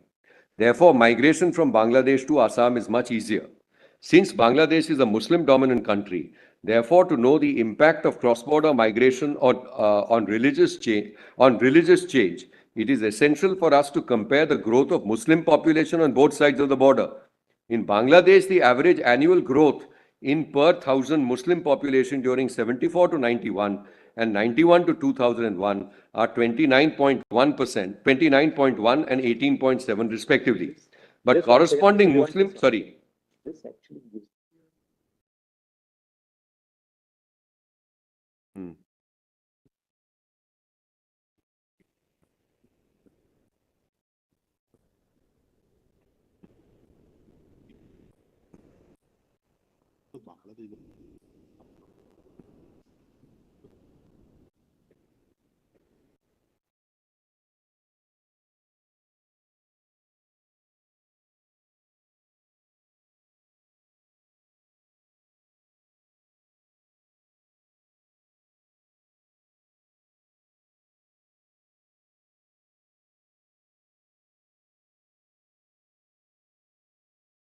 So you see, I'm just placing this thought, sorry.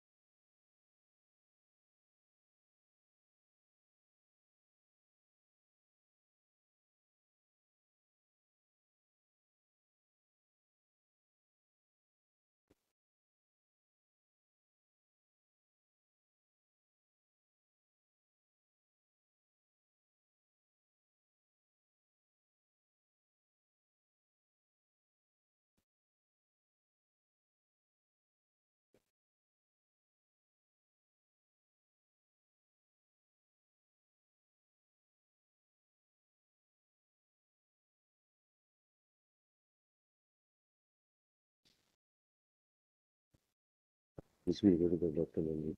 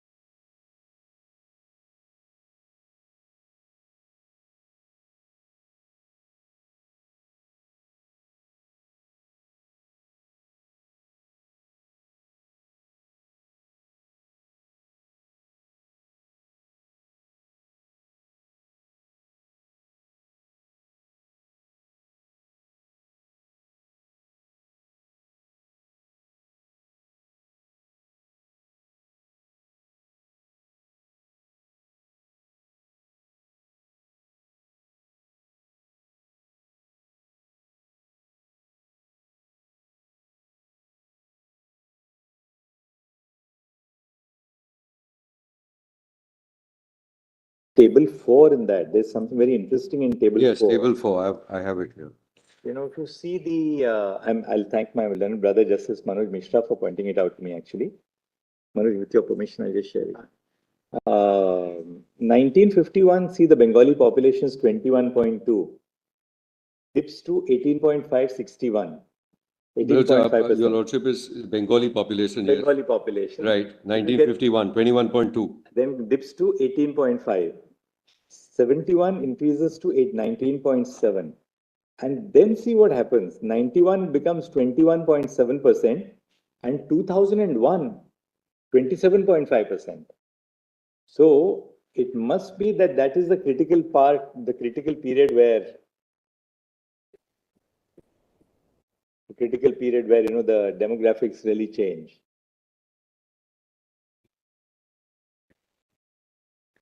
On the other hand, This is a percentage. Look at Assamese, 5169.3 keeps on being constant around the same 70, 69.4 and then 60.8 in 2001. Small says.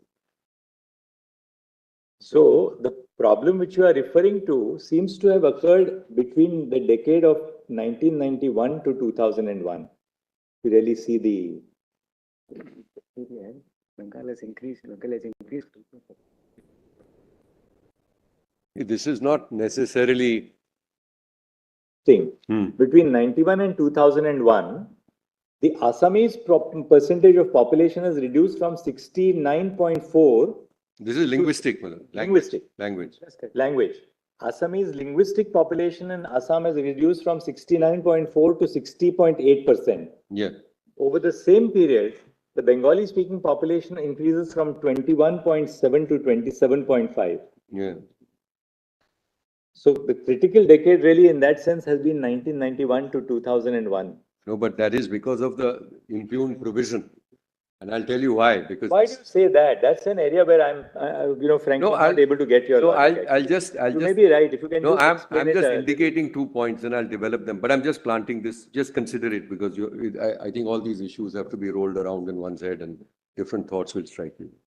The first point I want to make is that if you are giving legitimacy or citizenship, this is a huge thing, citizenship to somebody who has entered at a particular point of time, then, and you are recognizing and protecting, I think it's reasonable to expect that those people will also have children. And you will have a multiplier effect, therefore, in subsequent decades, etc., so therefore, you are at inception, you are allowing somebody in, but the multiplier impact may take place subsequently. That's why your lordships have seen those other tables, which I've also referred to, where the population, not just language, because this is the linguistic thing, but the populations themselves increase. And it's likely that the future decadal language will be the language which is primarily spoken by the parents. It's possible. I think it's reasonable to infer that. That's the normal course which is likely to happen. So that's one aspect I want you to just consider. I'll then complete this table. The second point I want your lordships to just consider is that please look at it. We are concerned as writ petitioners with our rights, etc., for sure. However, look at the manner in which the statute operates. If you are someone illegal who has entered into another border state from the very same jurisdiction, you enjoy no protection at all. You enjoy no protection. So, because there's a historical fact which I'm not disputing regarding an agitation, there is a whole set of rights and entitlements all the way up to citizenship. I can understand, as was being suggested, that you have some intermediate right for people who have come during a particular period. But it must and ought to fall short of citizenship is what my primary concern is. Because otherwise, my land will go, and is going and has gone to a great extent, economic impacts, cultural impacts, and then eventually the political impacts are going to be enormous. So therefore, I just leave you with these two thoughts. Number one, in terms of as far as the future generations, progeny, etc. are concerned, and how that might impact as far as the numbers is concerned, the next generation and the generation after that. And yes, which is really part of the effect test.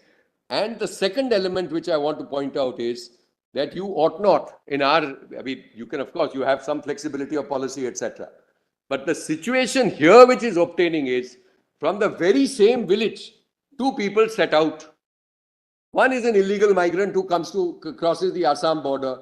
The other person is an illegal migrant who crosses the West Bengal border. The person who comes into Bengal is conferred citizenship. In Assam, is conferred citizenship under the statute. And look at the impact downstream and for future generations. So anyway, I'm just leaving you with that thought. Let me just complete these tables and some of these findings. So the last part of this paper or study is 2713, left-hand side. And then I'm done with this paper. Then I go to the last set of documents I'm relying on. Please see conclusion, Roman 4 at page 2713, left-hand column. The empirical analysis based on district-level census data shows that the proportion of Muslim and Bengali-speaking population are rapidly rising during 51 to 2001 than other religion and language. This unusual high growth is not only from the natural increase alone. The natural growth rate of Muslims should not have been much difference between Bangladesh and Assam. But the difference in actual rate clearly confirms the migration of Muslims to Assam. The unusual high growth of Muslims and Bengali population in Assam may be due to cross-border illegal Muslim migrants from Bangladesh to Assam. It's a matter of grave concern because if the change of proportion of religious population continues with this trend, then it is possible that the Assamese Hindu becomes a minority in their own state. In present study, from the statistically projected trend, it is found that the Hindu and other religion will become a minority in comparison to the combined proportion of the Muslim and Christian population after 2040, the former governor of Assam, S.K. Sinha, expressed this in his report in 1998 that illegal migrants threaten to reduce Assamese people to a minority to their own state, as happened in Tripura and Sikkim. So this was now I'm done with this particular table. Now the third and the final, or the next and the final document which I want to refer to is a report which your lordships will find is at serial number 51 of the same report, page 2912.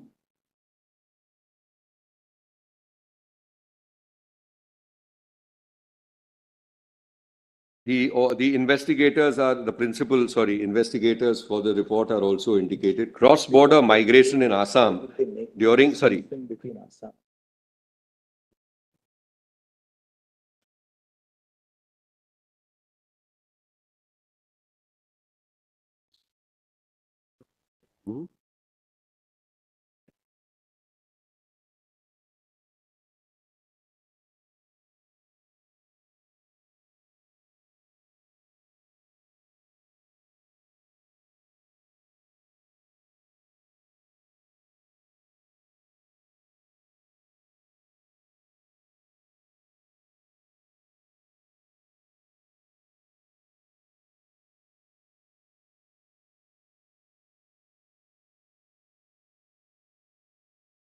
Page I'm 2912. suggesting 2912 of the very same volume 4.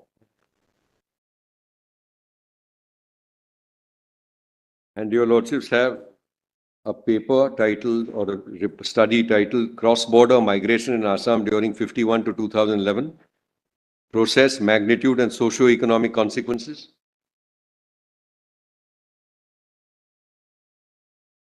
Perhaps at page 2912.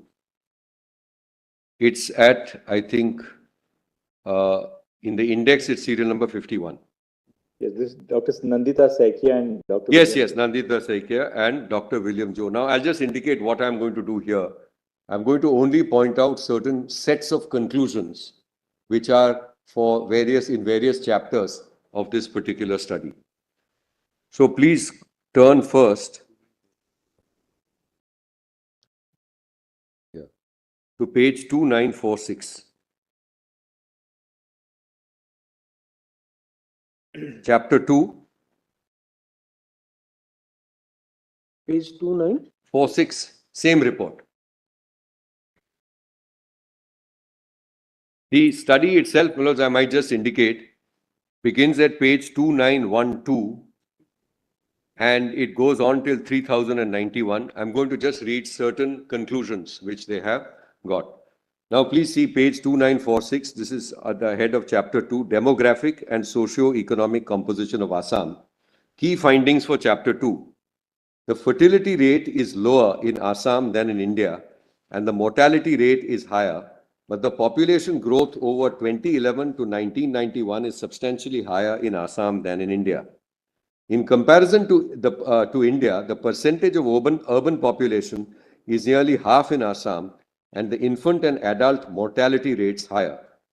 Percentage share of Muslim population has been increasing from 25.37% in 1951 to 34.23% in 2011. Among 8 undivided districts of Assam in 1951, 5 districts experienced a sharp increase in Muslim population. Assam and India have a similar literacy rate. In Assam, demographic indicators vary widely by religion, caste, and district. Population density varies widely and is higher in Muslim-dominated districts. Muslims have a higher fertility and mortality rate than Hindus in Assam. Next, please go to page 2961. Thinking.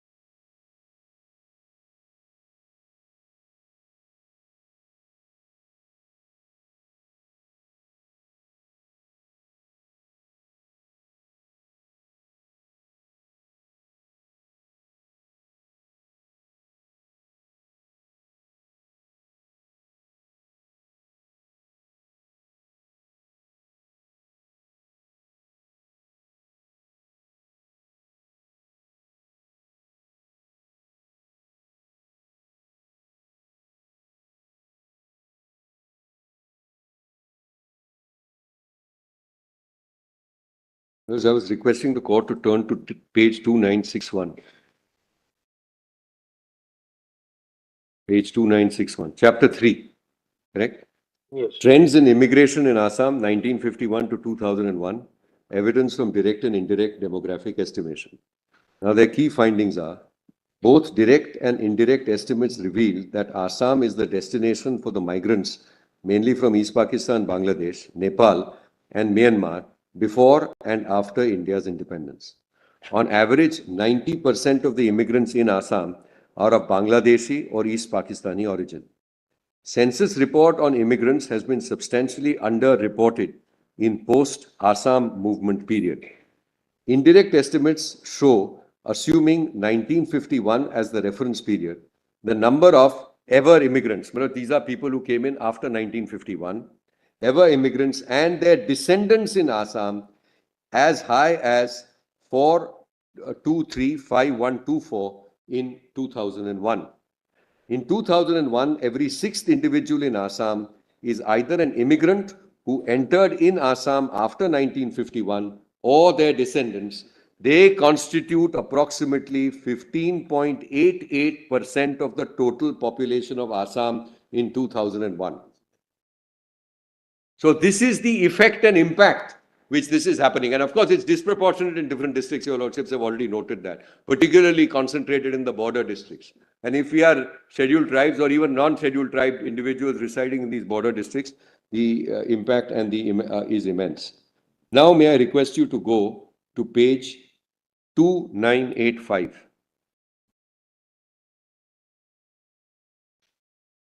Chapter 4. Demographic and socio-economic differentials among natives, old settlers, mixed and immigrant population, analysis of the primary survey. Key findings of Chapter 4. Immigrant and old settler villages have a younger age structure than native villages. Immigrant villages have a higher share of young population. Thus, young age dependency is more amongst immigrants. Native villages have a higher share of older population. Old age dependency is more amongst natives. Immigrants have more children ever born than natives. Only 44% of the immigrant women have fewer than 2 children, but over 75% of the native women have fewer than 2 children. Also, the perceived ideal number of children is higher amongst immigrants than natives, 65.9 versus 42.7. Similarly, average perceived age at marriage is lower amongst immigrants, immigrant origin women, and native women. Over 96% of the native families report Assamese or other native language as their mother tongue, against 60% of the immigrant families. Over 89% of the natives are Hindus, whereas 97% of the immigrants are Muslims. Among all settlers, 20% are Hindus and 80% are Muslims. Only 31% of the natives, but 99% of the immigrants are of general castes. Over 9% of old settlers are SC. Over 7% of natives have government jobs against 2% of immigrants. Out-migration is higher amongst immigrants, 3.3%, than among natives, where it is 1.6%. The next set of conclusions for Chapter 5, you will find at page 3010. And this chapter is titled Magnitude and Dimension of Intergroup Inequalities Between Migrants and Natives. And the key findings. In general, all households in surveyed area have inadequate access to basic amenities. For example, only 20.7% of the households have access to a flush toilet. Only 33.7% have pakka or houses made of solid material, and only 20.3% of the households have clean fuel for cooking. However, relative position of immigrant households was bad. Say only 7.3% of the immigrants' household have a flush toilet, 13.4% have brick houses, and 9.3% use clean fuel for cooking. Despite immigrants less educated than the rest, registration of births are highest amongst them. The reason of higher birth registration may be the motivation to establish their legality in the current place of residence. So when your lordship examines the effect test, which is a standard manner in which your lordship examines whether a statutory provision is constitutional, not constitutional, or test the validity, this is perhaps a factor which your lordships may also keep in mind. In terms of receiving the government subsidies or government benefits, there exists only marginal differences between native and immigrant households. Say the percentage of households receiving the benefit from government is 34.7% for natives and 31.9% for immigrants. Government beneficiaries were the highest in mixed type of villages, 44.7%, followed by old settlers, 37%. The reproductive span of women belonging to immigrant villages is longer than the rest of women. Knowledge of family planning method is the lowest amongst them. Permanent method of family planning is more popular amongst native women, whereas temporary method appears to be popular amongst immigrant women. When it comes to visiting health workers, a larger percentage of native women visited doctors than immigrant women, 85.3% versus 66.9%, whereas a larger percentage of immigrant women visited LHVs, Lady Health Visitor, or ASHAs. Proxy indicators of quality of service, suggestions received by health workers on healthcare by health workers shows that the quality of service are better in immigrant villages than the native villages. I'll come to that. Then would your lordships please turn to page... Yes, I'm sorry. See, it's a general factor. Yes, I'm sorry. Anything which is alien would become invasive. Yeah, Anything which is invasive will have a far-reaching impact on the native species. I think This you're is right. this is a universal phenomenon. Question is one of extent. You take a plant, you take I see that. birds, you get animal. Yeah. This is a universal phenomenon. The question is the one of impact we have to see. Some will be less invasive, some will be more invasive. You look at it on a broader scale. It is bound to be there. It is? It is bound to be there. No, It is bound, but question have one of impact. So we have to look at it now. What extent we can. It may or may not be there. For example, we have an eastern border and we have a western border. I mean, we have, I'm not suggesting that there are no problems on the western border, but I don't think this issue is arising on our western border. Just keep it, I'm responding only to the observation made by the court. So I don't think there's an inevitability, particularly having regard to the fact that at the end of the day, what Section 6A does is citizenship. Can you say something from your point of view?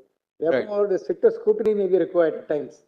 Yes, so the need for stricter scrutiny. We have to look at it in a larger perspective. I commend a strict scrutiny test over here, a very strict scrutiny test for a variety of reasons. First, because what we are receiving at the end of it, which is citizenship. Secondly, the fact that, I mean, I'm not using the word discrimination at this point, but I'm just suggesting to the court that there is certainly differential treatment between Assam and other states. I've given that example of the same individual crossing into two states, etc. So we'll come to that. I mean, those will be important issues. But just responding to your lordship's point, I think there are a likelihood of a range of responses from the state with regard to what can be done if there is a large migrant population which goes across an international border.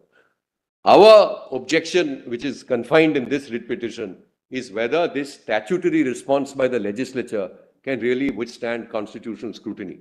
Yes, there are many dimensions, including, of course, elements of proportionality, etc., which will come in. But that's basically, I'm not for a moment suggesting that we want to change or turn the clock back, etc. in terms. Can you grant citizenship? Ultimately, and are you going to allow, I see what the Chief Justice has observed, that look, maybe the fix really which is needed is not assailing a constitutional provision, but ensuring that there is better implementation of the Assam Accord. I'm not for a moment suggesting that ought not to be done. But ultimately, at least for our purposes, whether this type of a statutory scheme is really valid and sustainable. Having regard to look at the impacts, Manoj, on this community and on the citizens who have been lawful citizens residing within the state. I mean, the impacts are just completely cutting across economics, politics, culture. And now please go to page, chapter 6, conclusions on page 3032.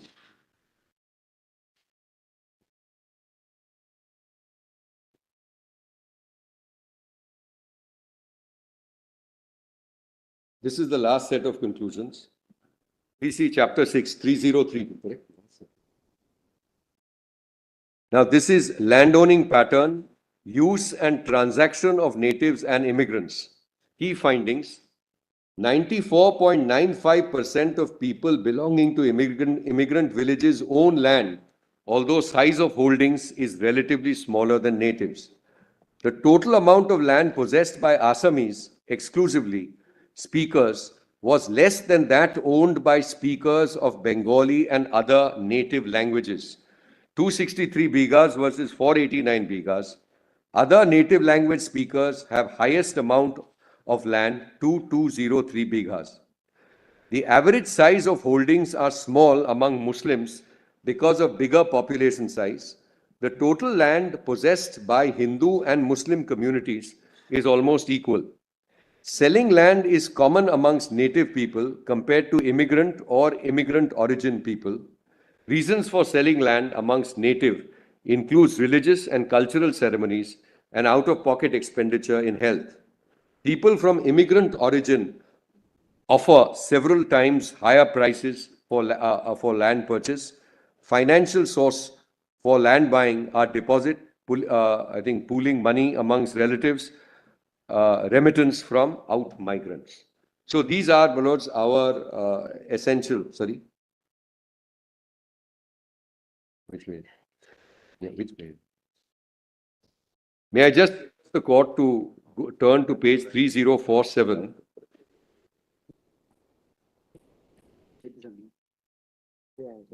Para 6.5.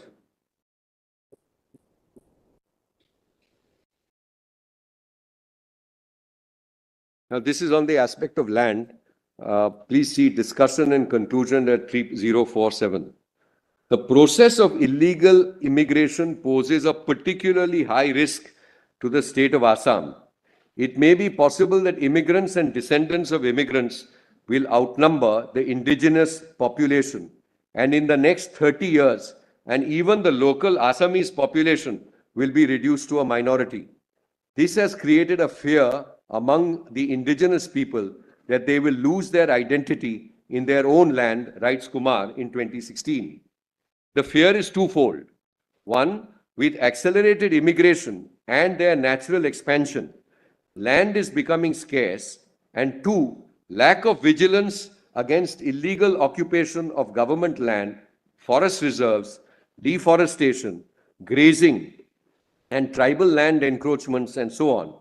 Scarcity in turn is instrumental enough to raise land price manifold. This, coupled with a simultaneous becoming poor of the natives and rich of the immigrants, is tilting the purchasing power towards the latter. As the process matures, it leads to accumulation on the part of immigrants and dispossession on those of natives. Land which is intrinsic to a community and an individual's identity, and it is something that holds most dear to oneself and fears the loss of. However, when the loss expands to the level of a community, one can apprehend dangers of cultural loss as well. Assam is undergoing a situation where the natives are on verge of losing out on their native lands, so much so that they are deciding to leave the state. These spell fears of complete replacement of a societal level and drain of indigenous culture. The problems are thus extremely grave and need immediate attention. Land requires immediate constitutional protection. If controlling immigration is not an immediate possibility, also it is instantly important to take note of an action against the illegal land dealings. It is also important to understand the reasons behind compulsions that are making natives leave their homes. This is because native out-migration is directly making more space for immigrants in Assam. And then there are other, so this is, now my lords, this is the, as far as the present writ petitioner is concerned, there's a couple of tables I'll just take you to. But as far as the present writ petitioner is concerned, this is the material we have placed. Because my learned friends have other material also, which they'll place culled out from census reports, etc. Now, if your lordship would just have a look. Which is a page. Yeah, if your lordship just goes to page 2949. Just a minute. Page? 2949.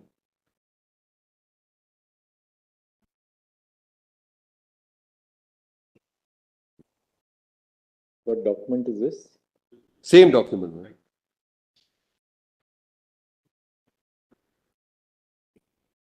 These two.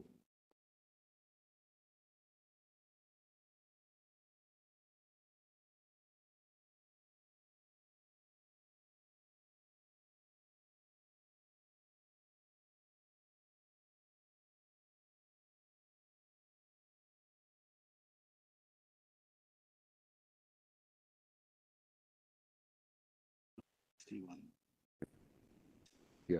Your lordships are on page 2949. There is a table 2.1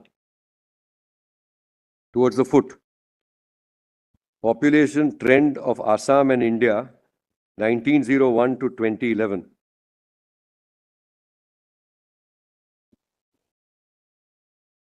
So 1951.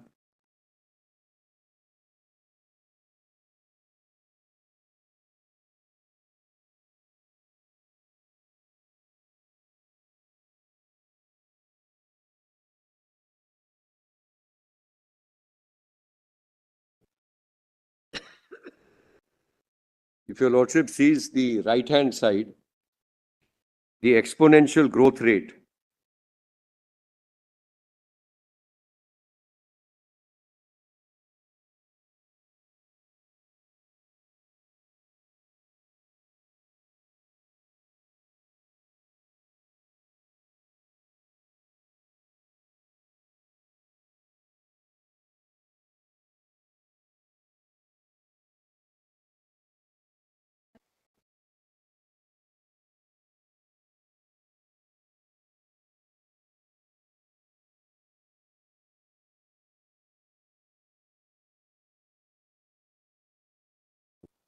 in these two, the decadal.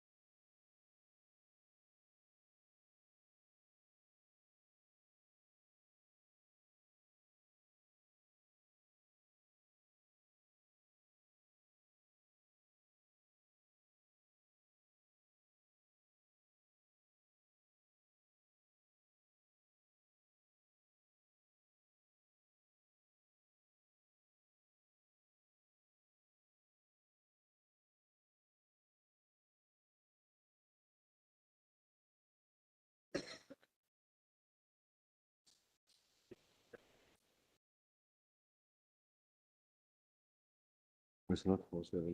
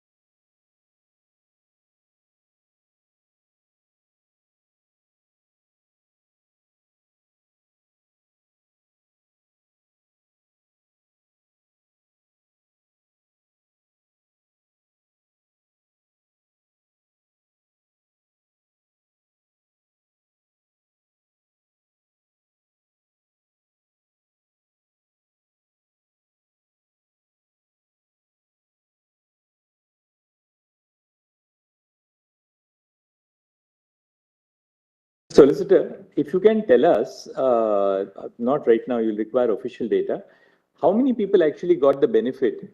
I have already, we are working on it. During 66 to 71. Actually, it was up to 2013.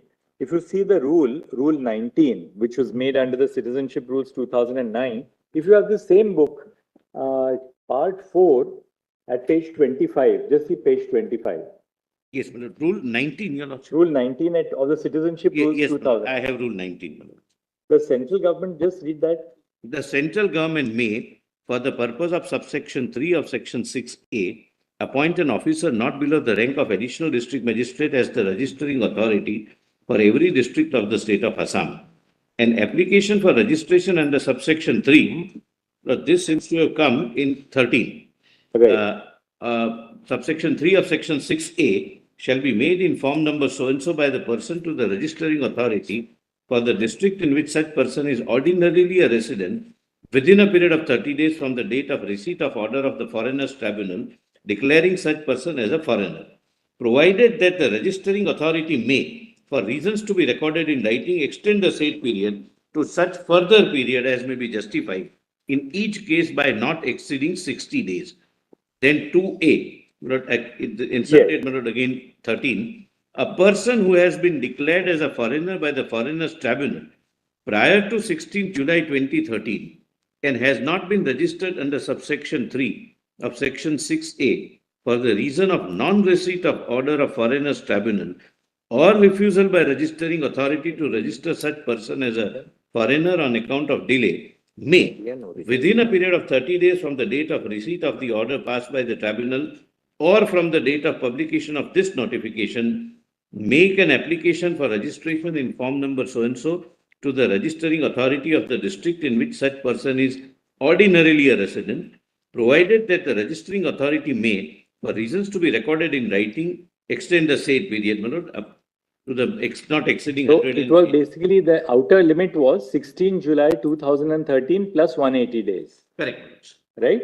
So how many people took citizenship in pursuance of this provision?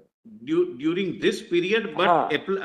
applying Rule 19. When 6A was in practical operation, 6A is still in force. Correct. But the practical operation of 6A comes to an end as we read it around 16th of July 2013. Correct. How many people got the benefit of it Lord, actually? that part, my lord, we will immediately start working on. Because if very few people got it, it's a clear indicator that the rest are all illegal immigrants. Yeah, it's all, nothing is happening. How many people actually got the benefit of this? My lord, I'll be Yeah, and got. we'll be able to, We'll my be lord, able to- get the details. My lord, may not be by tomorrow. We'll try our best. Yes. But maybe by day Also, after just Saturday. check with the officers. How are they interpreting this? Has 6A now come to an end completely in the sense, can somebody make an application today and say that, look, give me the benefit of section 6A?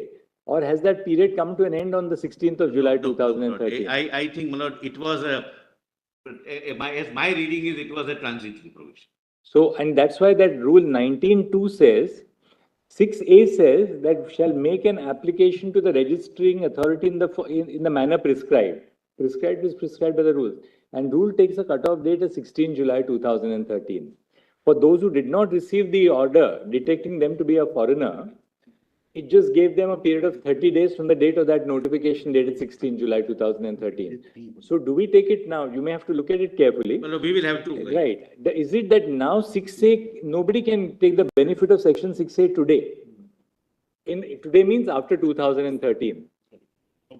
Nobody can, right? That's what our reading is also, but I mean, but let's the authorities who are implementing the provisions of the act tell us, We have to because. make a statement, it will have to be. And these figures also. They don't need a. Happens, what happens, suppose that suppose, as my learned brother just Suryakant is asking, what happens when when the order of the tribunal detecting a person to be a foreigner is after July 2013? What is the status of that person? Can he say that, look, He would be liable to be, my lord, deported. no, he may say that I am entitled to the benefit of 6A, Provided he has established, because he's. provided other conditions are fulfilled,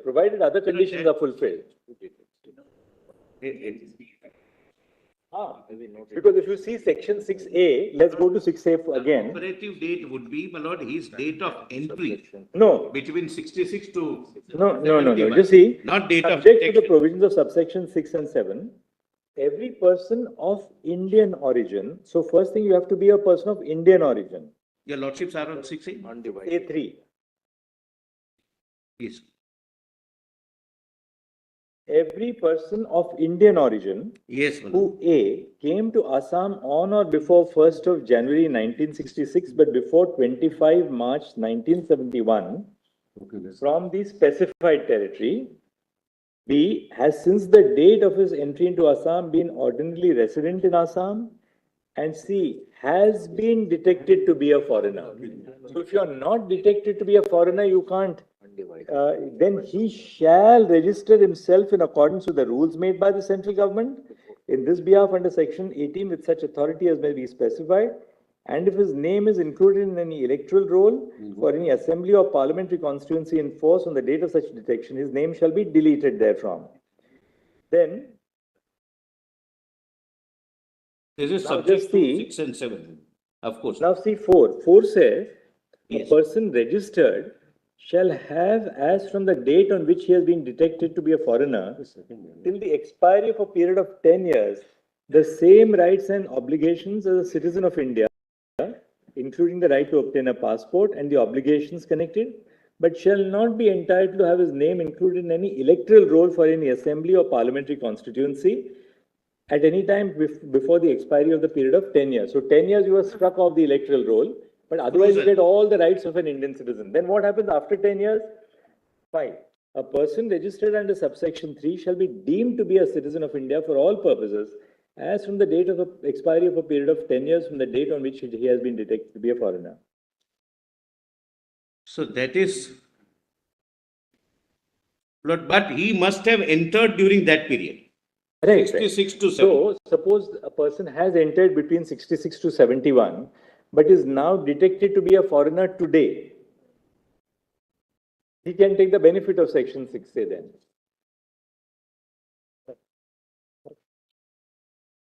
Yes, But then what is the meaning of that rule 19.2? let me, my lord, 19.2 operates in a different juxtapose context. 6A and 19. See, 19.2 is a different rule. It says a person who has been declared as a foreigner by the Foreigners Tribunal prior to 16 July. Yes. So he has been declared to be a foreigner by a tribunal prior to 16 July, but has not been registered for the reason of non-receipt of order of the Foreigners Tribunal or refusal by the registering authority to register such person as a foreigner on account of delay, may within 30 days from the date of receipt of the order passed by the Foreigners Tribunal or from the date of publication of this notification make an application for registration. So what Rule 19.2 did was, if there was an order of the tribunal detecting a person to be a foreigner, You are not aware. prior to 16 July, but you are not aware, it gave a period of 30 days from the date of this notification to make an application for registration. But this does not cover a situation where a person was not detected to be a foreigner before 16 June 2013 at all. Suppose, Section 6 is. then just see subsection 6 of the rule. 6A. Section 6A. Subsection C Then applies. 6A. Detected to be a foreigner. Then 6A 6, yeah, 6A 6. 6A3 applies when he's detected to be a foreigner. Detected, yeah, that's a condition. That's the condition. There is declared to be a foreigner. It's an ongoing There's a process. difference between detection and declaration. The commissioner will say, I don't think he's The only effect will be the person who is Declaration. declared, who is detected as a foreigner, say after 16 July 23. Yeah. He will have to apply for registration within the time limit given under Rule 19.2. That's correct. The benefit of extended time will be available under 2A only if he is declared before 19 Before July. 16, Yes, 19 June that's- 2013. That seems to be it. And my lord, detection is So- different, declaration is by the tribunal. So basically, we have to now find out from the authorities how many people were detected to be foreigners before 19 June 2013. And my lord, I would Right? also like to see, my lord, for your lordship's 16 assistance, July 2013. why, my lord, this 13 amendment came, 2013. Why did it come exactly? That object, my lord, or there must be something, my lord, in the file. Why did this come, my lord? Maybe because there were people who were declared by the Foreigners Tribunal, but they were evading the service of order. Or was it the idea that, look, 16 July 2013 is now the cutoff. Yes. Assam, we've given 15 plus 13, 28 years to implement the Assam Accord. Now no further. No benefit of 6A. Lord, I'll not call for the files today itself. Your lordship's query is very pertinent. We must answer.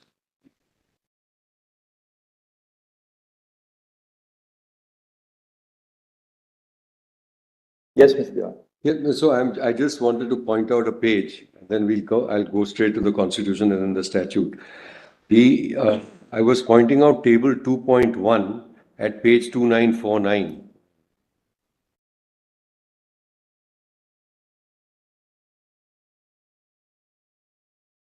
Yes. 2.1.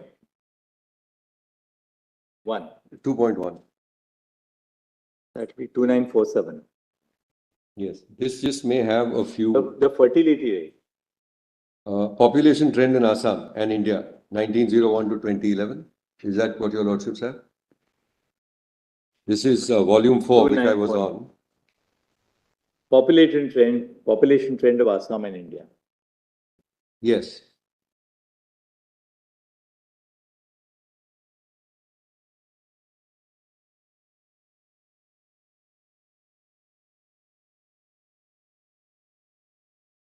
So this is from the Dr. Nanditala Sekia and Dr. William Joe report.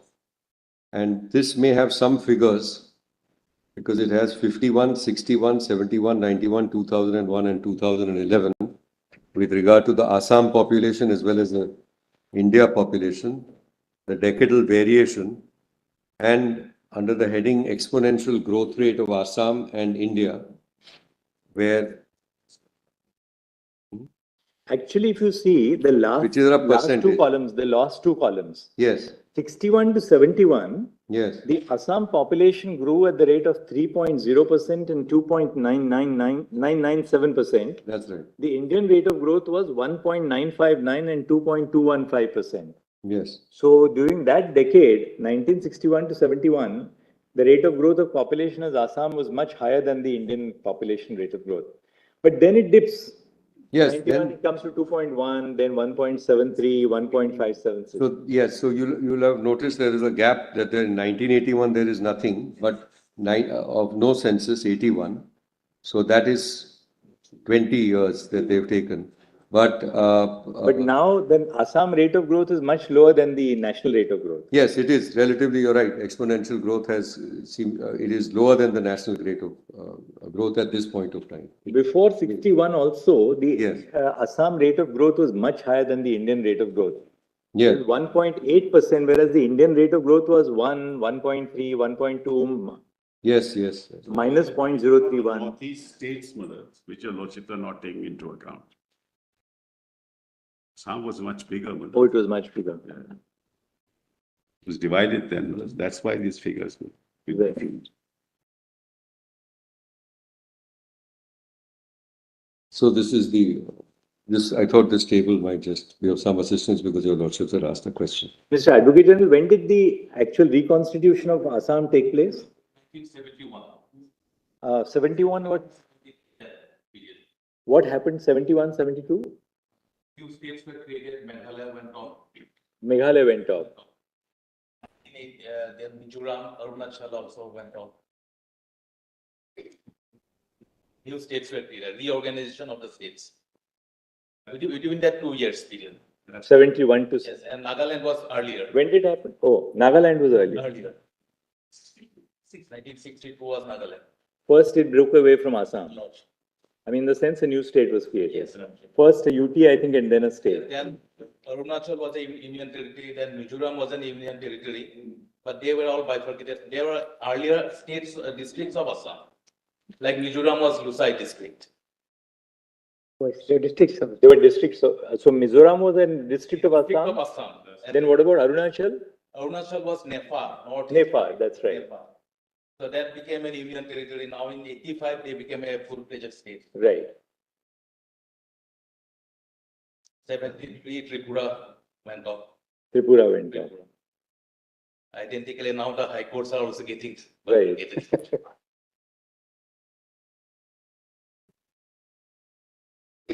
So, sorry.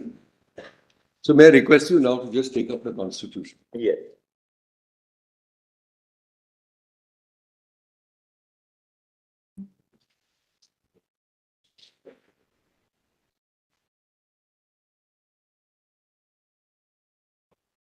Narayan kept on, handing over these copies of this constitution to us when the Article 370 hearings were taking place.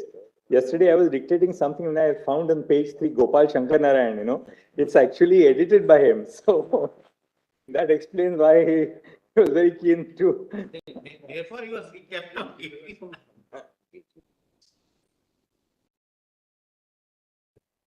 So we are just on the preamble for a moment.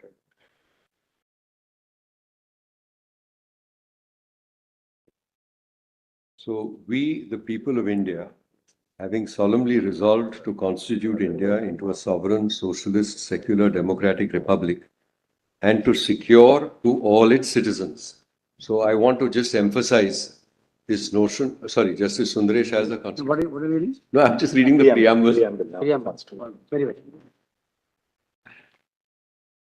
So in the opening phrase, I want to just emphasize to secure to all its citizens. So even before we get into the definition of citizenship, etc., the preamble itself recognizes citizens.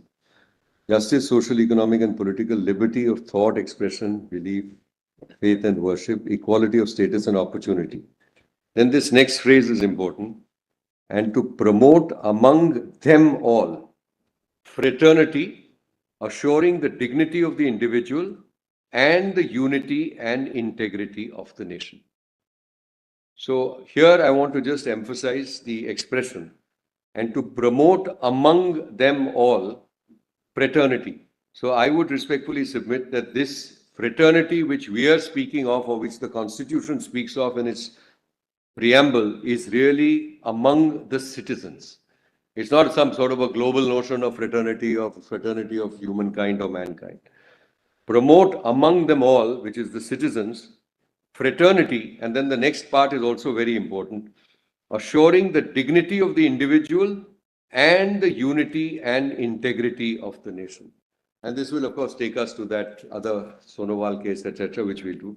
But these are so important values in terms of fraternity among citizens and keeping that in the context of unity and integrity of India.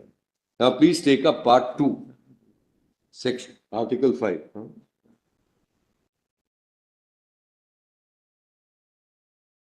Citizenship at the commencement of the Constitution. At the commencement of this Constitution, every person who has his domicile in the territory of India and A, who was born in the territory of India, or either of whose parents was born in the territory of India, or C, who has been ordinarily resident in the territory of India for not less than 5 years immediately preceding such commencement, shall be a citizen of India. So Article 5 was brought in to effect under Article 394, or rather by Article 394 on 26th of November 1949. So this is at the commencement of this Constitution. The expression at the commencement of this Constitution in Article 5 would relate, according to us, to 26th November 1949. And then it provides that every person who has his domicile in the territory of India, born in the territory of India, either of whose parents in territory of India, who is ordinarily resident, etc., shall be a citizen of India. Now please see section 6, Article 6, Rights of citizenship of certain persons who have migrated to India from Pakistan.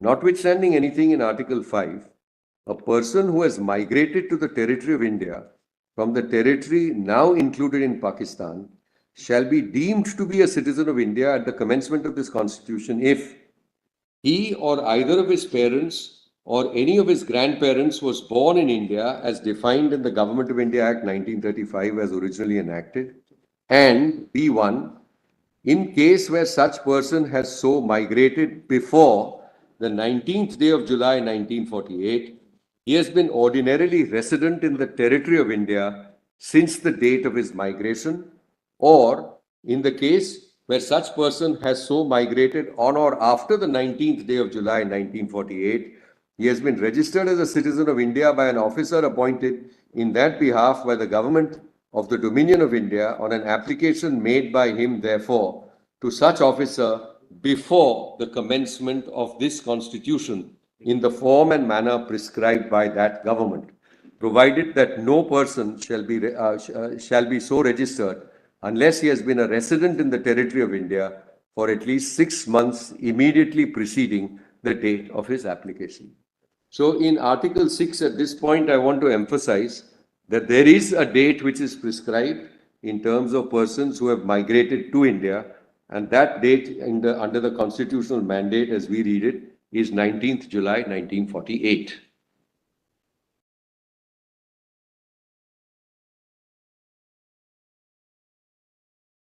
Then Article 7 is rights of certain migrants to Pakistan. So with your permission, I'm skipping that. Article 8 is rights of citizenship of certain persons of Indian origin residing outside India. Just a second here now. Then please see Article 9. Persons voluntarily acquiring citizenship of a foreign state not to be citizens. no person shall be a citizen of India by virtue of Article 5 or be deemed to be a citizen of India by virtue of Article 6 or Article 8 if he has voluntarily acquired the citizenship of any foreign state. And in this context, you may recall that one of the questions which was also framed in terms of by Justice Nariman was in the context that, look, we don't recognize dual citizenship at all. But over here, without anybody renouncing any citizenship, we are coming over here and conferring citizenship. Article 10, continuance of rights of citizenship. Every person who is or is deemed to be a citizen of India under any of the foregoing provisions of this part shall, subject to the provisions of any law that may be made by Parliament, continue to be such citizen. Article 11, Parliament to regulate the right of citizenship by law. Nothing in the foregoing provisions of this part shall derogate from the power of Parliament to make any provision with respect to the acquisition and termination of citizenship and all other matters relating to citizenship.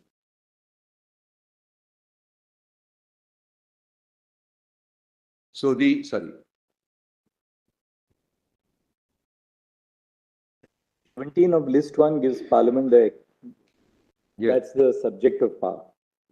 Entry 17, list 1 of the 7th schedule. Citizenship, naturalization and aliens. List 1 of the Union list, yes. Correct? And also, apart from that, there is this power in Article 11 as well. Yes. So that's what we, as far as the Citizenship Act main provision is concerned. Now I'll come back to this. May I want to now go into part 3. May I do so tomorrow? We'll do that tomorrow. Great. I think, Mr. Diwan, you have covered now the... Yes, so I'll just tell you, there are no surprises. So I want to now just go through a few articles, fundamental rights and Article 29, etc. Then I want to show your lordships the provisions as far as political rights in terms of voting rights are concerned under the Constitution. Then I'll take up the Citizenship Act. I'll very briefly explain the statutory provisions, the scheme of the Citizenship Act. We have also in an appendix, I might just indicate, because you will, then I'll of course focus on 6A. I might just indicate that there are several cognate statutes, as your lordships have seen. There's the Passports Act, Foreigners Tribunal, then there are various orders, etc. For that, we have actually prepared, it's an appendix to the written submissions which are already filed. So I'll take your lordships through this, and then we'll try and give you a sharp focus. Just one permission that I need. As far as fraternity is concerned, there are 2 or 3 decisions, including some discussion in by Dr. Ambedkar, etc. The Lordship permits us, we will just file that additional volume. I have it physically, of course. So it'll just be quicker. But email it to the... No, we've done that already. But you've done that. No, that's okay. Then it'll be with us. Yeah. We've already with us. No difficulty.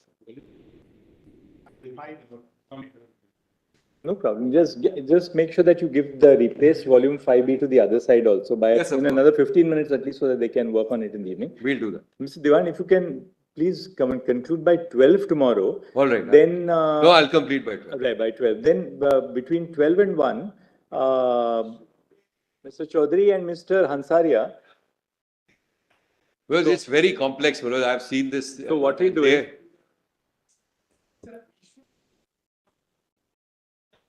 Of course, no doubt about it. We'll read your submissions today. We'll read your submissions, but we have to, we have to have some time limit. So by 1 o'clock, we'll conclude this side. We have to. I mean, we don't want this matter to spill over beyond the vacation, because once we are in the matter, we must conclude it, because otherwise we lose the freshness of a matter. Maybe know whether the last week will be miscellaneous, or whether your lordship will continue with it. I'm still collecting data about how many fresh matters there are. My problem is on Monday, we had, I think, 15 or 16 benches. There were 204 adjournment slips on Monday.